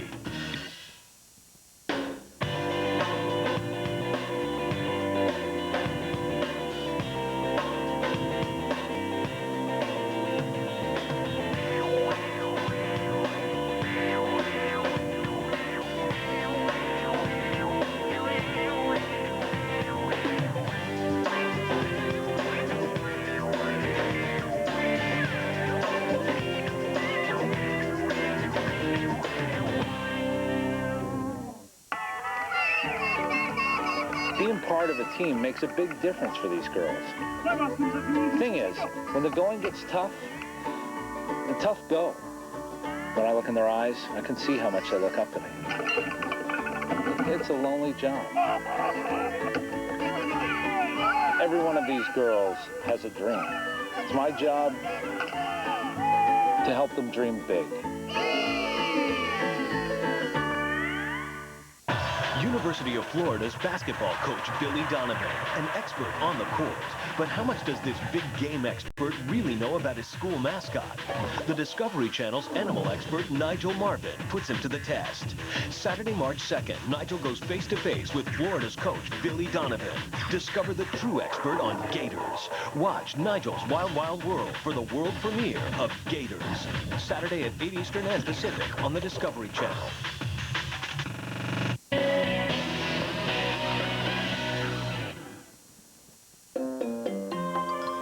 I'm bored. Me too. There's nothing good to do around here. Hey kids, turn that frown upside down and check out the new board game sensation that...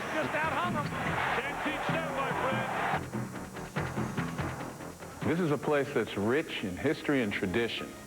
In fact, a great example of that tradition is my man Testudo here. Legend has it that great luck came to those who rubbed his head. The lobby of the field house serves as a sort of hall of fame, honoring all the great Maryland athletes in every sport. On these walls, you can see pictures of some of the greatest athletes in Maryland's history, if I do say so myself.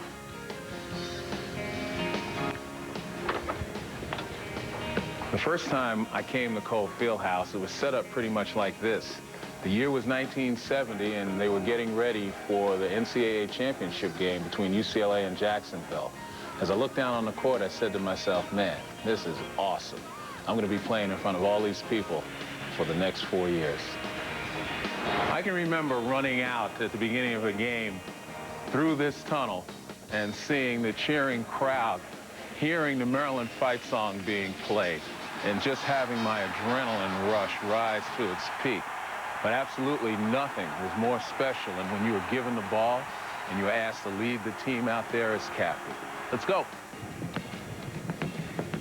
Hear that? There are a lot of dead spots on this floor, also a lot of battle scars. There haven't been a whole lot of renovations made here at Cole, but there's been a terrific amount of history. The Richmond Spiders are on the verge of a monumental upset. Maryland's not the only team that made history out here on this floor. I remember as a broadcaster in 1991 sitting right here, right at this table, where the number 15 seed in the NCAA first round, the Richmond Spiders, defeated the number 2 seed Syracuse Orangemen. That was the first time ever that a number 15 seed defeated a number 2. In February 1972, Maryland played a highly ranked North Carolina team.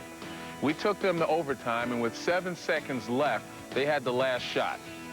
They took the shot. I was waiting right here for the rebound. It came off. I grabbed it, and that's when the buzzer sounded. The crowd rushed the floor. Many people climbed up on the backboard. The place was in bedlam. And that Carolina team we beat that night boasted a number of terrific players: Bobby Jones, Bob McAdoo, and George Karl. Lefty Driesell put these chairs on the floor here in 1969. He wanted the fans to be much closer to the action. In fact, Maryland was the first ACC school ever to put chairs on the floor. Now, 1965 was an historical year. Princeton's Bill Bradley dropped 41 points against Providence in an East Regional Championship played here.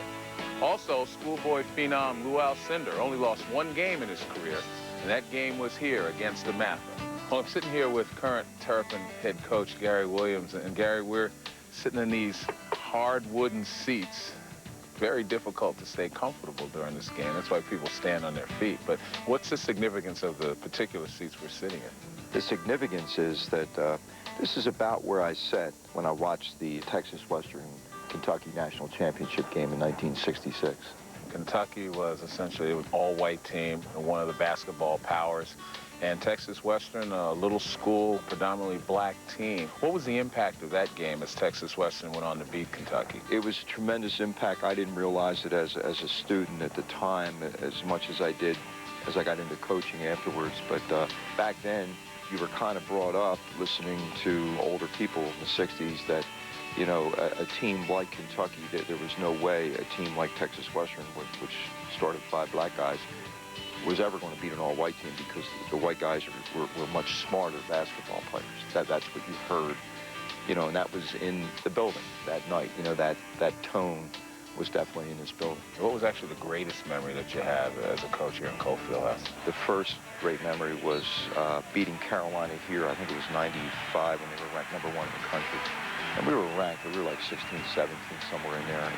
And, to win that game was a great thing because Carolina at that time had this mystique that they were the best program. They were it if you could beat them. So that was a big thrill. As you leave this place, what is it you're going to miss most about Cole Fieldhouse? Is it the ambiance? Is it the floor?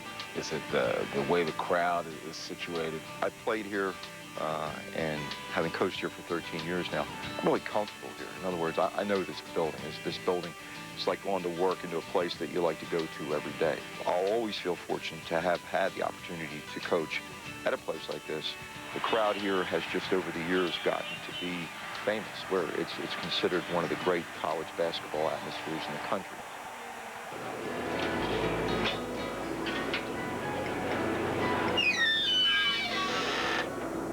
Now, Maryland's moving into its new state-of-the-art facility next year.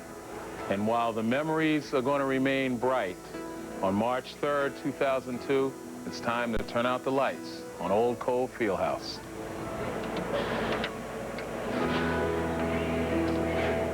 On a professional level, I did it at Boston Garden, and the Fleet Center's never been the same. But as places go, as far as difficulty to coach in, is that one of the toughest? Absolutely one of the toughest. When you look at arenas that I've been fortunate enough to coach in around the country, Pauley Pavilion had 156 straight non-conference wins, and so until some teams from South Bend took care of that. But I loved Reynolds. It was really tough to coach in Reynolds because the students were in balconies surrounding both sides of the court, and they were on top of the court. Oregon, obviously, a great place to play. Kansas, Duke.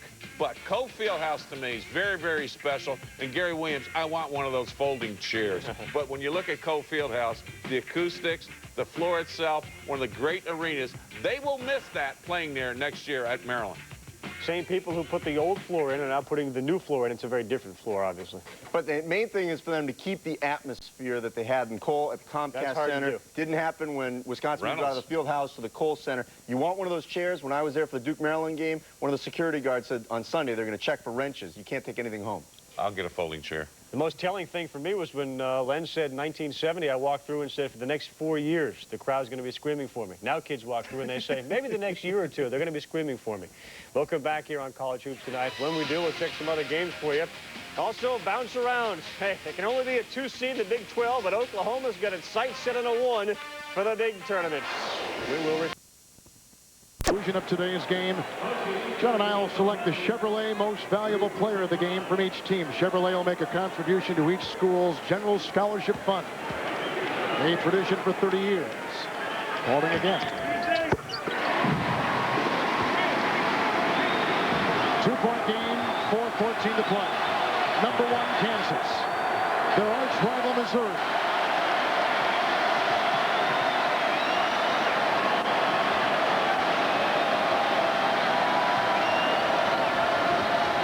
Inside to the double-team grip.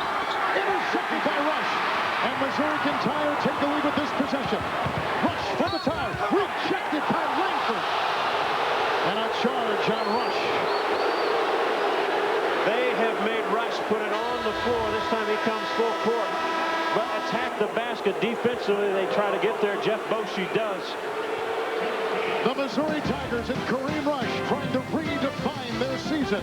They're within 2 of number 1 Kansas.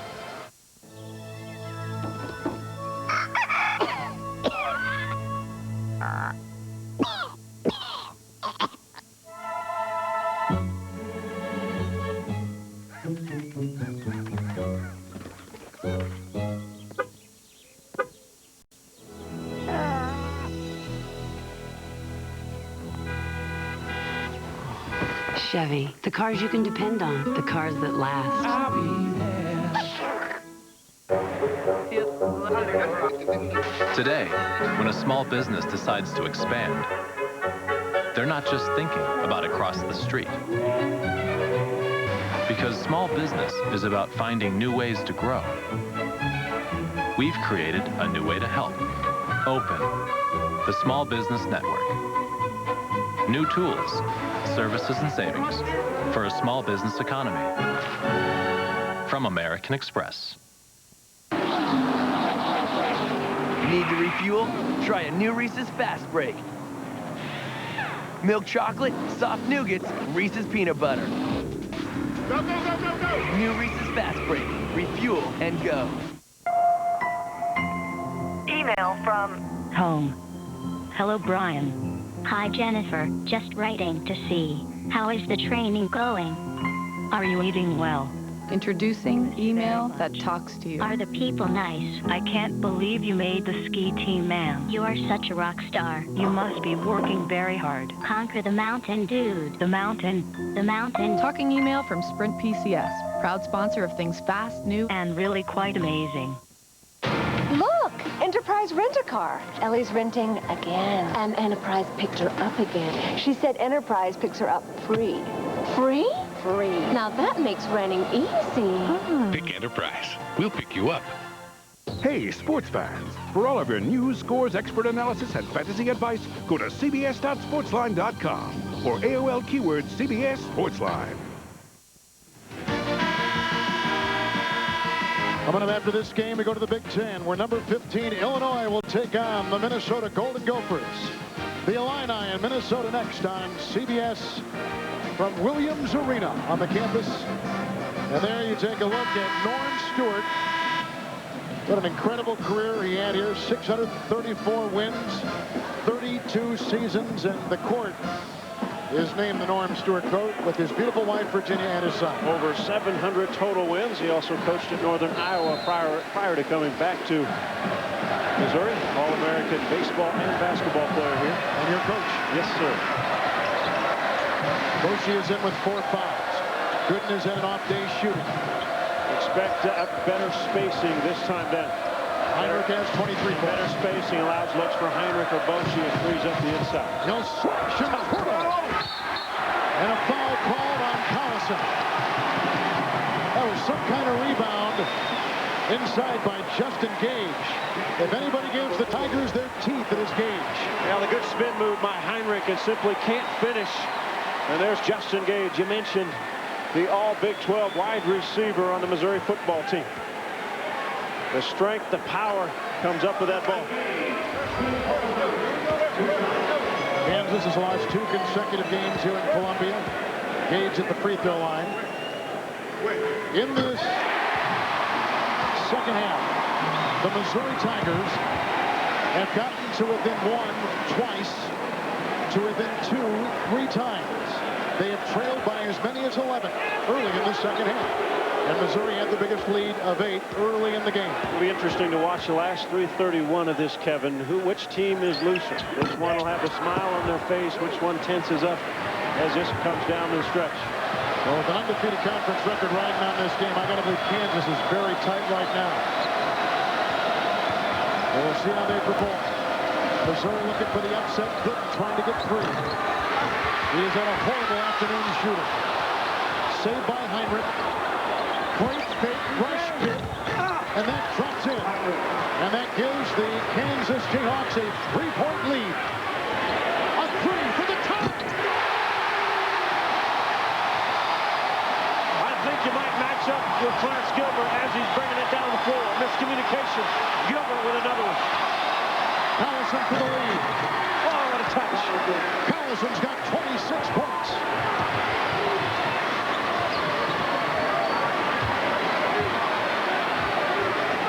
Missouri has hit 10 3-point shots this afternoon. Kansas 6. March Madness. Great players making great plays. Holding for the tie. He's got 23 points for Missouri.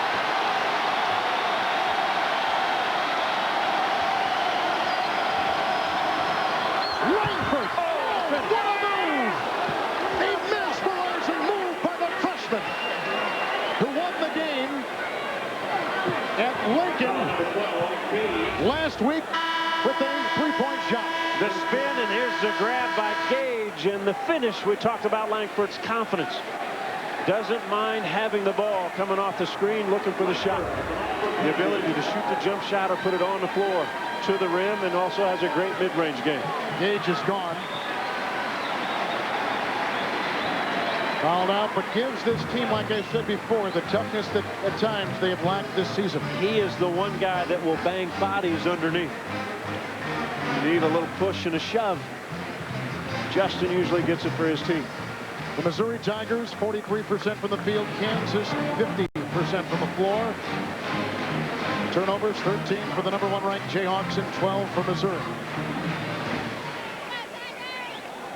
And here is the CBS Sportsline stat of the game.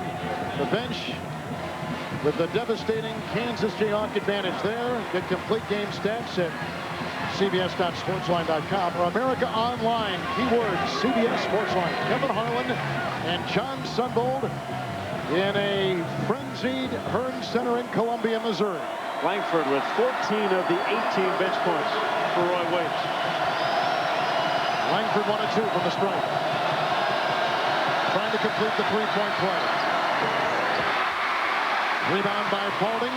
Wow, that barely touched the rim. He's a freshman. Hasn't played that way, though, outside of that free throw. That's exactly right. Rush. Johnson. That ties the game at 91.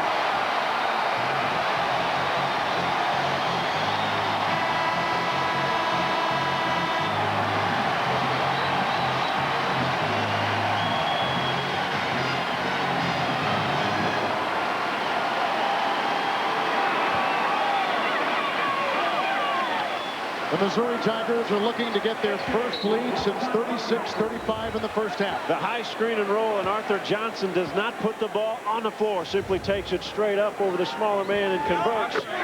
Tigers with the lead. A #1 ranking and maybe an undefeated conference season on the line for the Jayhawks. Good. Heinrich.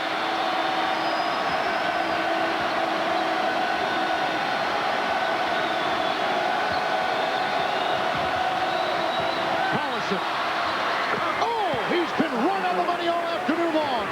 He's got 28 points. Kansas has been in enough close ball games on the road. They won at Iowa State, overtime at Texas last Sunday by a point in Lincoln at Nebraska. A career high for Collison with his 28. Johnson, shot clock at 20. Rush, inside for the lead. And a rebound by Gooden. It couldn't have come at a better time. His first second-half rebound. Well, I can't believe the shot. You have a 1-point lead on the road, a minute 10 left. Timeout taken. Right now, let's take a look at our Nextel tournament favorite. In 1995's Western Region's second-round game against UCLA, Julian Winfield hit what he thought was the game-winning basket with under 10 seconds to play to give the Tigers a 1-point lead. UCLA called time, and Tyus Edney did the rest. UCLA won it 75-74, and they went on to the Final Four and to win the national championship. And there is a connection to Tyus Edney in this building today. The guy who played at the same high school as him. That mop of hair there belonging to Wesley Stokes. And earlier this season, with 4.8 seconds left, Wesley Stokes took one coast to coast, the game winner over St. Louis University in St. Louis.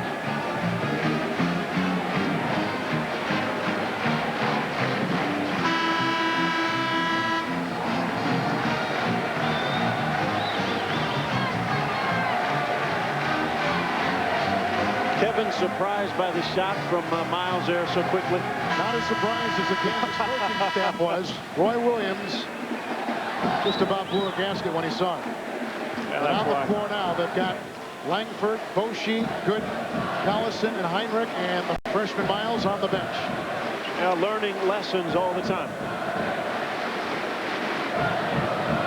You can see what the Tigers have done, dealing Kansas their first Big 12 loss in each of the last 6 seasons.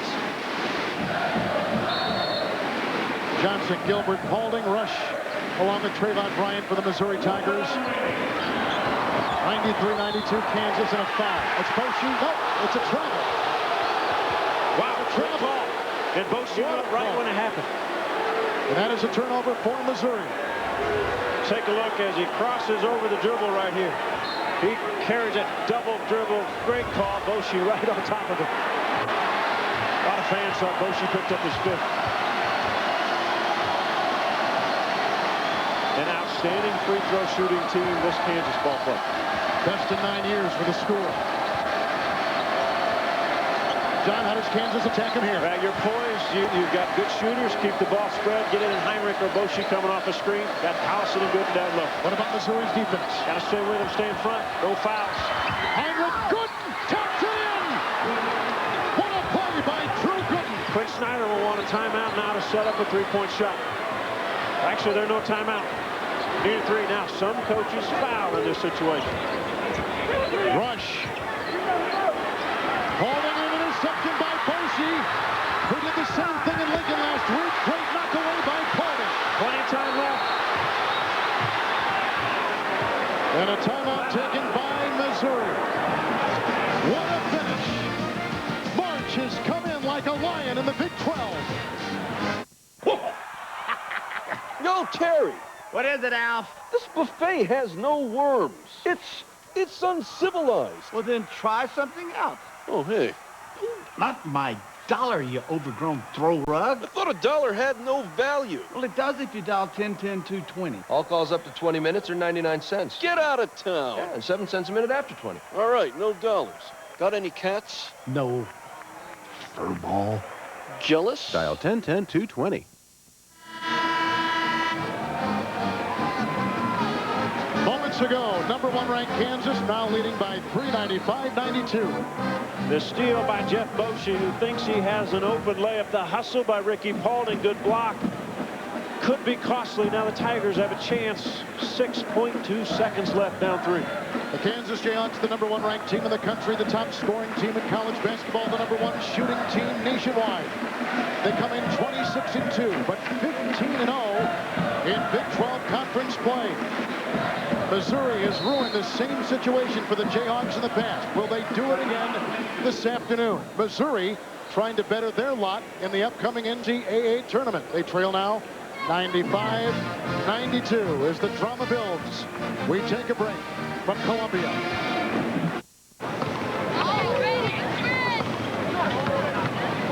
He got next. All right, Webb.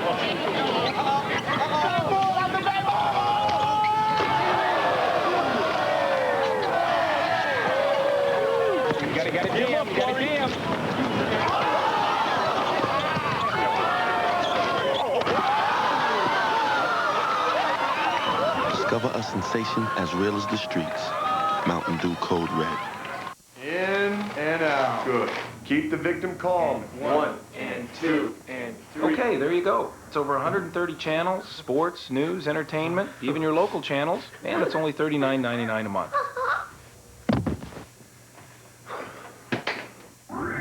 Just $39.99 a month. Over 130 channels of DirecTV programming, even your local ones. Now get a DirecTV system for $49 or less, installed. So it was the digital music that... Yeah. One of the nation's most storied rivalries taking center stage today in Columbia, Missouri. Josh Kroenke now in the lineup, another shooter for this Missouri team. Gilbert on the floor, Rush on the floor. Here we go, 6 seconds. Many teams foul in this situation, so they can't get a 3 up. Gilbert for the tie. Rebound shot taken by Heinrich, and Kansas has won. They have gone undefeated in conference play, the only team in college basketball's Division I to do so. Impressive. What a year for this Kansas team. Our Chevrolet most valuable players of the game. For Kansas, Nick Collison, a career-high 28 points. For Missouri, Ricky Paulding with 23. And Paulding this afternoon knocked down 5 3-point shots. Chevrolet will make a contribution to each school's general scholarship fund. They got a look. Gilbert on the fly. Little strong, good block out from Kansas. What a season. And it's only, this is only one of their goals. What a way to begin March. #1 Kansas with the win, 95-92. So now for John Sundvold, this is Kevin Harlan saying so long from Columbia, Missouri. Coming up next, it's game 3 of our tripleheader as number 15 Illinois takes on Minnesota. This has been a presentation of CBS Sports, home of the men's NCAA Basketball Championship. Free lube, oil, and filter with the purchase and installation of VSD brakes. He'll thank you. Thanks for getting new brakes and not splattering my guts all over the road. Midas. We do that. Need to refuel? Try a new Reese's Fast Break. Milk chocolate, soft nougats, Reese's peanut butter. Go, go, go, go, go! New Reese's Fast Break. Refuel and go. You know what it means to be focused, to be persistent, using the best of your abilities to reach your goals. That's why you choose Pacific Life. With the strength of over $340 billion in managed assets and more than 130 years of performance, the Pacific Life family of companies has the financial strategies to take you where you want to go. Rely on the strength of Pacific Life. It's time to spring into action at your Honda dealer. Because right now, our biggest bikes come with our smallest interest rate, just 2.9% with no down payment. Or ride off with selected street bikes for just 4.9% and no down payment. Or if you'd rather spring for low payments, our Cool Shadow 750s start at just $90 a month with your Honda card. Spring into action now at your Honda dealer. Email from home. Hello, Brian. Hi, Jennifer. Just writing to see how is the training going. Are you eating well? Introducing email that talks to you. Are the people nice? I can't believe you made the ski team, ma'am. You are such a rock star. You must be working very hard. Conquer the mountain, dude. The mountain. The mountain. Talking email from Sprint PCS, proud sponsor of things fast, new, and really quite amazing. Give us a reading on the 1202 program alarm. Roger, we got you. We're going out.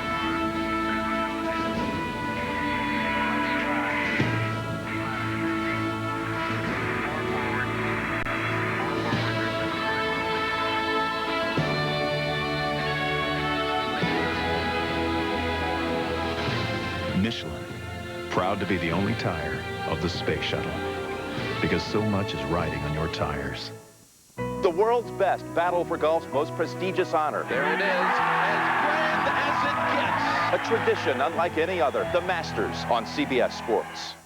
The Guardian, Tuesday on CBS. It's all here. Honda's got big deals on Tourers, cruisers, ATVs, and off-road bikes.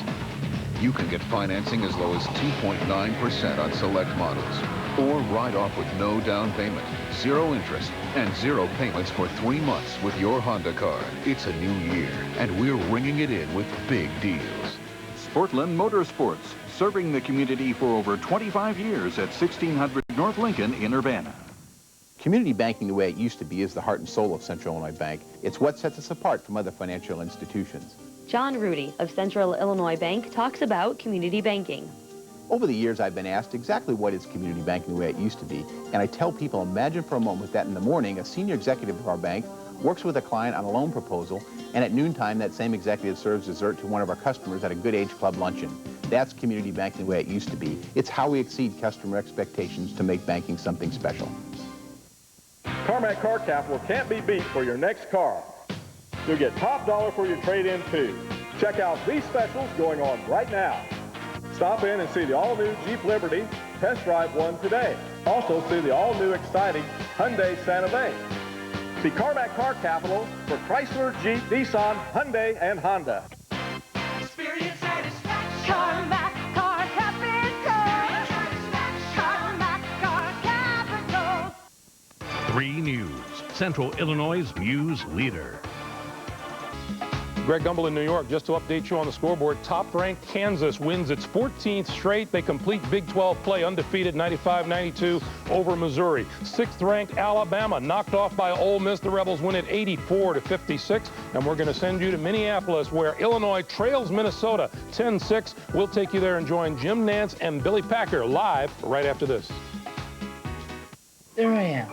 I can't hear a thing. I'm trying to talk to somebody, and voila, it's a conversation bubble. That's a winner. That's a surefire winner. When CZB Industries created the Convo Bub, they brought the Kinko's Network team in-house, giving them the technology and people to illuminate the idea and reach growing global markets. And when the phenomenon exploded, Kinko's grew with them. Introducing the Kinko's Network. If it could help a company like this succeed, imagine what it could do for yours. Is Mountain Dew in serious jeopardy? This generally harmless male will defend his domain with basic animal instinct. A fierce battle rages.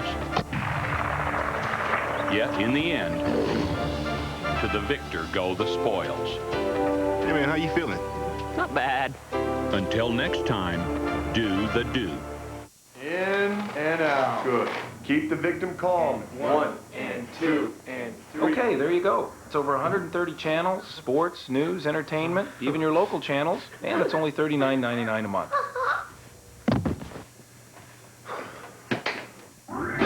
Just $39.99 a month. Over 130 channels of DirecTV programming, even your local ones. Now get a DirecTV system for $49 or less, installed. So it was the digital music that... Yeah. Take all the time you want, folks. We'll take this one in red. Beautiful choice, sir. No, black. Black. That's actually my favorite color.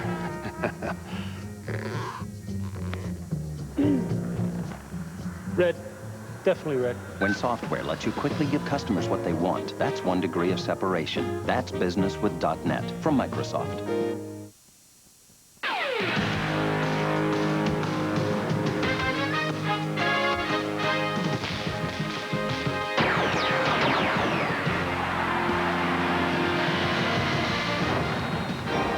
CBS Sports welcomes you to Williams Arena on campus, the University of Minnesota. The Big Ten regular season comes to a close today with just a multitude of postseason implications here. Illinois, with a win here, would gain a share of the conference championship, and Minnesota perhaps could lock down an at-large berth with a victory here today. Jim, if what we've seen so far is an indication of the way Minnesota's going to play, and they're a bubble team, this is a pretty good league. It's already underway with 17-9. Gophers in front. Illinois with the ball. Again, a victory here for the Illini. They would share the conference championship with Wisconsin, Indiana, and Ohio State. Excellent trapping zone defenses. Minnesota has shown full court pressure. They've shown good half-court man-to-man, and now they've been playing a zone. Frank Williams hits from the outside. First time he's been able to get a shot off all day. A blitz here at the start by the Gophers, and a timeout earlier called by Illinois. They come out of that timeout with the Williams 3. Tough to hedge against Rickert because he'll step out as he did earlier and take 3 from good range.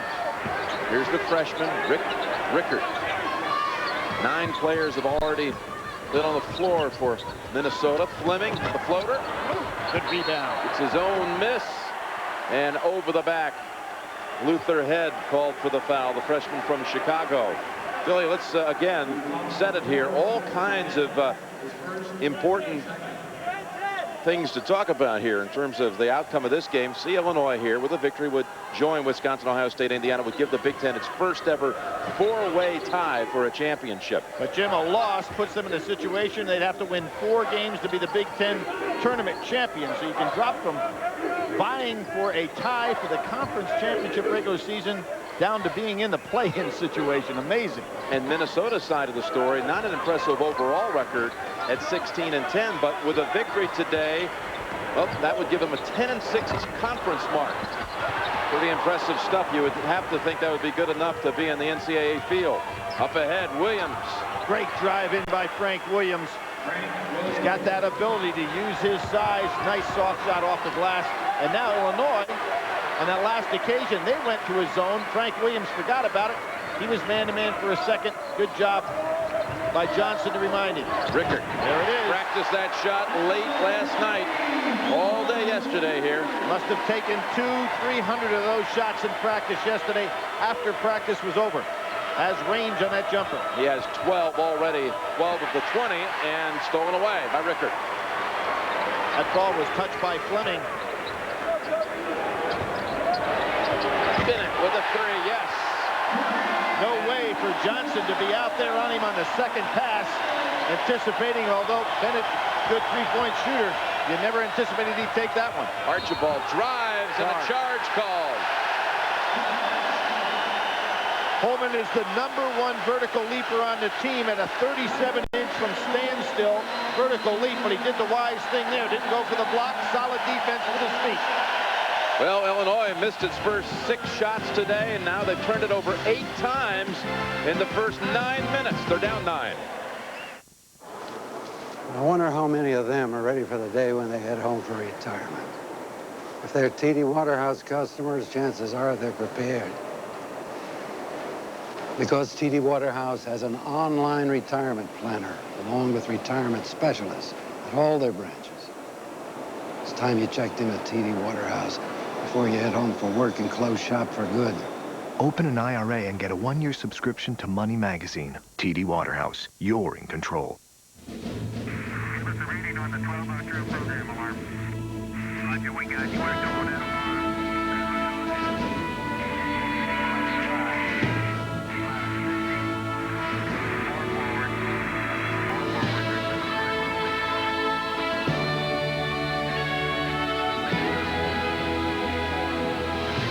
Michelin, proud to be the only tire of the space shuttle, because so much is riding on your tires. For my messengers, it's R&B and hip-hop. Hip-hop you can get anywhere.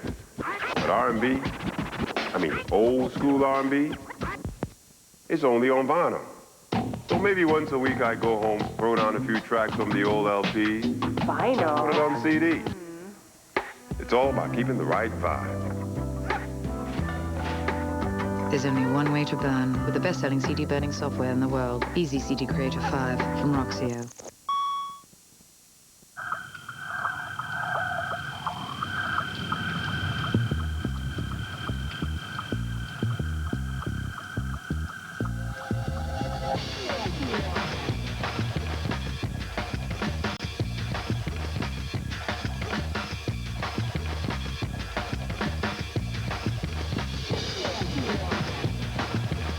Introducing the nimble, all-wheel drive Saturn Vue.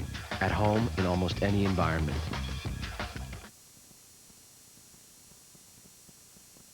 CBA Sports coverage of the road to the Final Four is sponsored by Singular, the wireless company that supports self-expression nationwide. Michelin, because so much is riding on your tires. And by TD Waterhouse, all the tools and services to keep you in control of your finances. All right, to reset. If Illinois wins here, a conference co-championship and the 3 seed in the Big Ten tournament coming up later this week in Indianapolis, and very possibly another matchup against Minnesota. Minnesota would play in the 6-11 game against last place Penn State. But flip it, if Minnesota wins, they don't have to play that first-round game. They'll play the 4-5 matchup against Michigan State. And Illinois goes from a co-championship, Billy, all the way to what's essentially a play-in game. Well, as you said, never before has there been a potential of a 4-way tie for the Big Ten, but never before in any last regular season game have I seen a team that could fall that far with a single loss. There's the first turnover of the game committed by Minnesota. I went to the break talking about Bill Self's side, had already turned it over 8 times. Bill in his 2nd season as the head coach at Illinois, taking his team to the Elite 8 last year as a #1 seed. Only the 2nd time in school history Illinois had merited a 1 seed. He became the 6th Big Ten coach to win the title in his first year. He has an opportunity to become only the 2nd coach that's ever won back-to-back in his first 2 years in the Big Ten. So quite an opportunity for Bill Self today. Dan Monson in his 3rd year as the head coach at Minnesota. Remarkable turnaround of a program shattered with the largest academic fraud case in NCAA history, striking the program back in '99. And inside, it's Reichert and Rickert. It's a bit of an interesting tongue twister at times with those two forwards, but they can both star, that's for sure.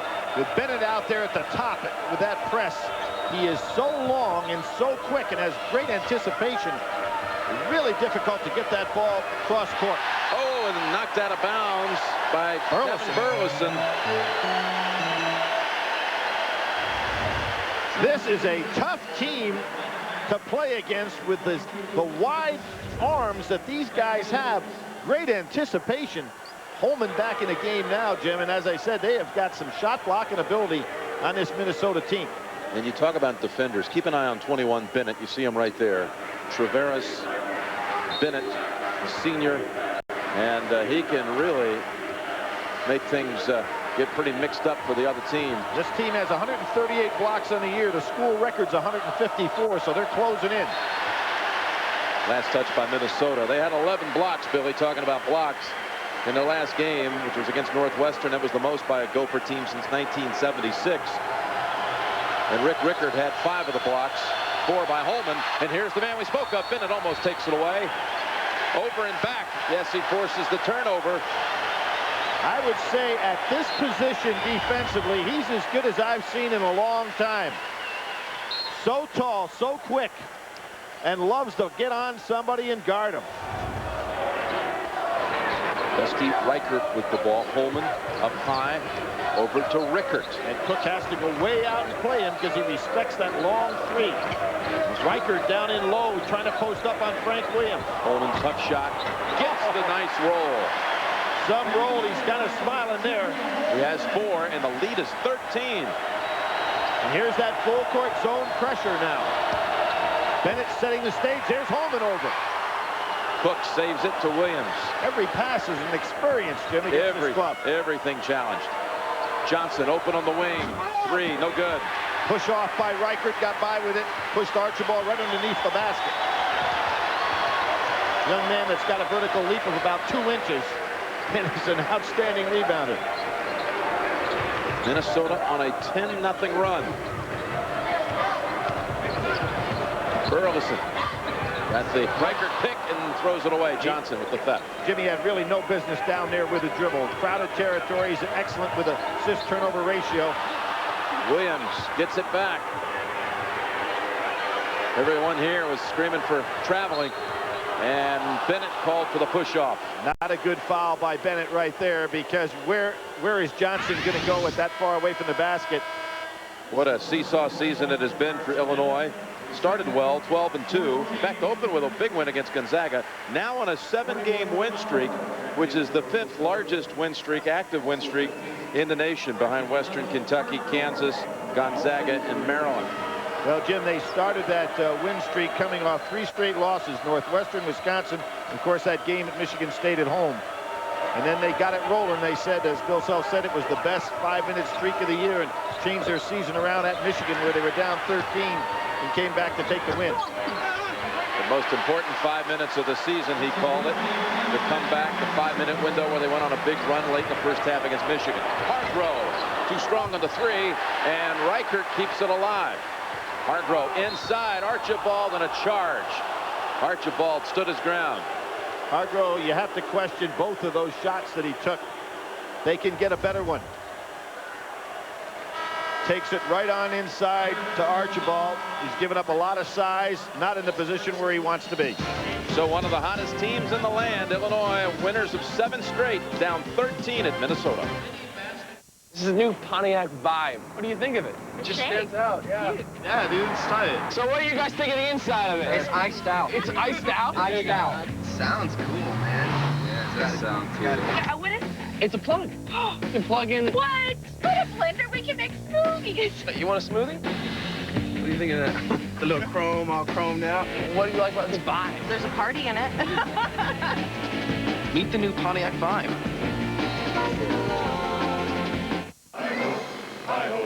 It's off to work we go. We keep on singing all day long. Hi-ho, Hi-ho, hi-ho, hi-ho, hi-ho. Got to make your troubles go. Want happy employees? Help secure their financial futures.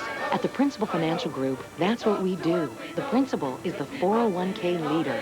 Financial solutions for you and growing businesses. Who's our 401k with? The Principal Financial Group. We understand what you're working for. Free lube, oil, and filter with the purchase and installation of VST brakes. You'd be crazy to pass on this deal. If you see 2 sheep mowing the lawn, you're crazy. Midas. We do that.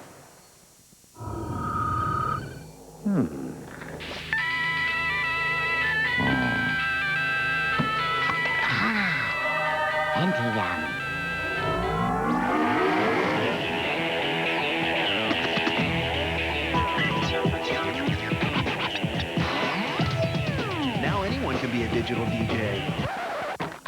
With the Intel Pentium 4 processor, the center of your digital world. Why do I rent from Enterprise? For more cargo room. More people room. Or more headroom. Enterprise. So easy, it's like having a second car. Or third. Pick Enterprise.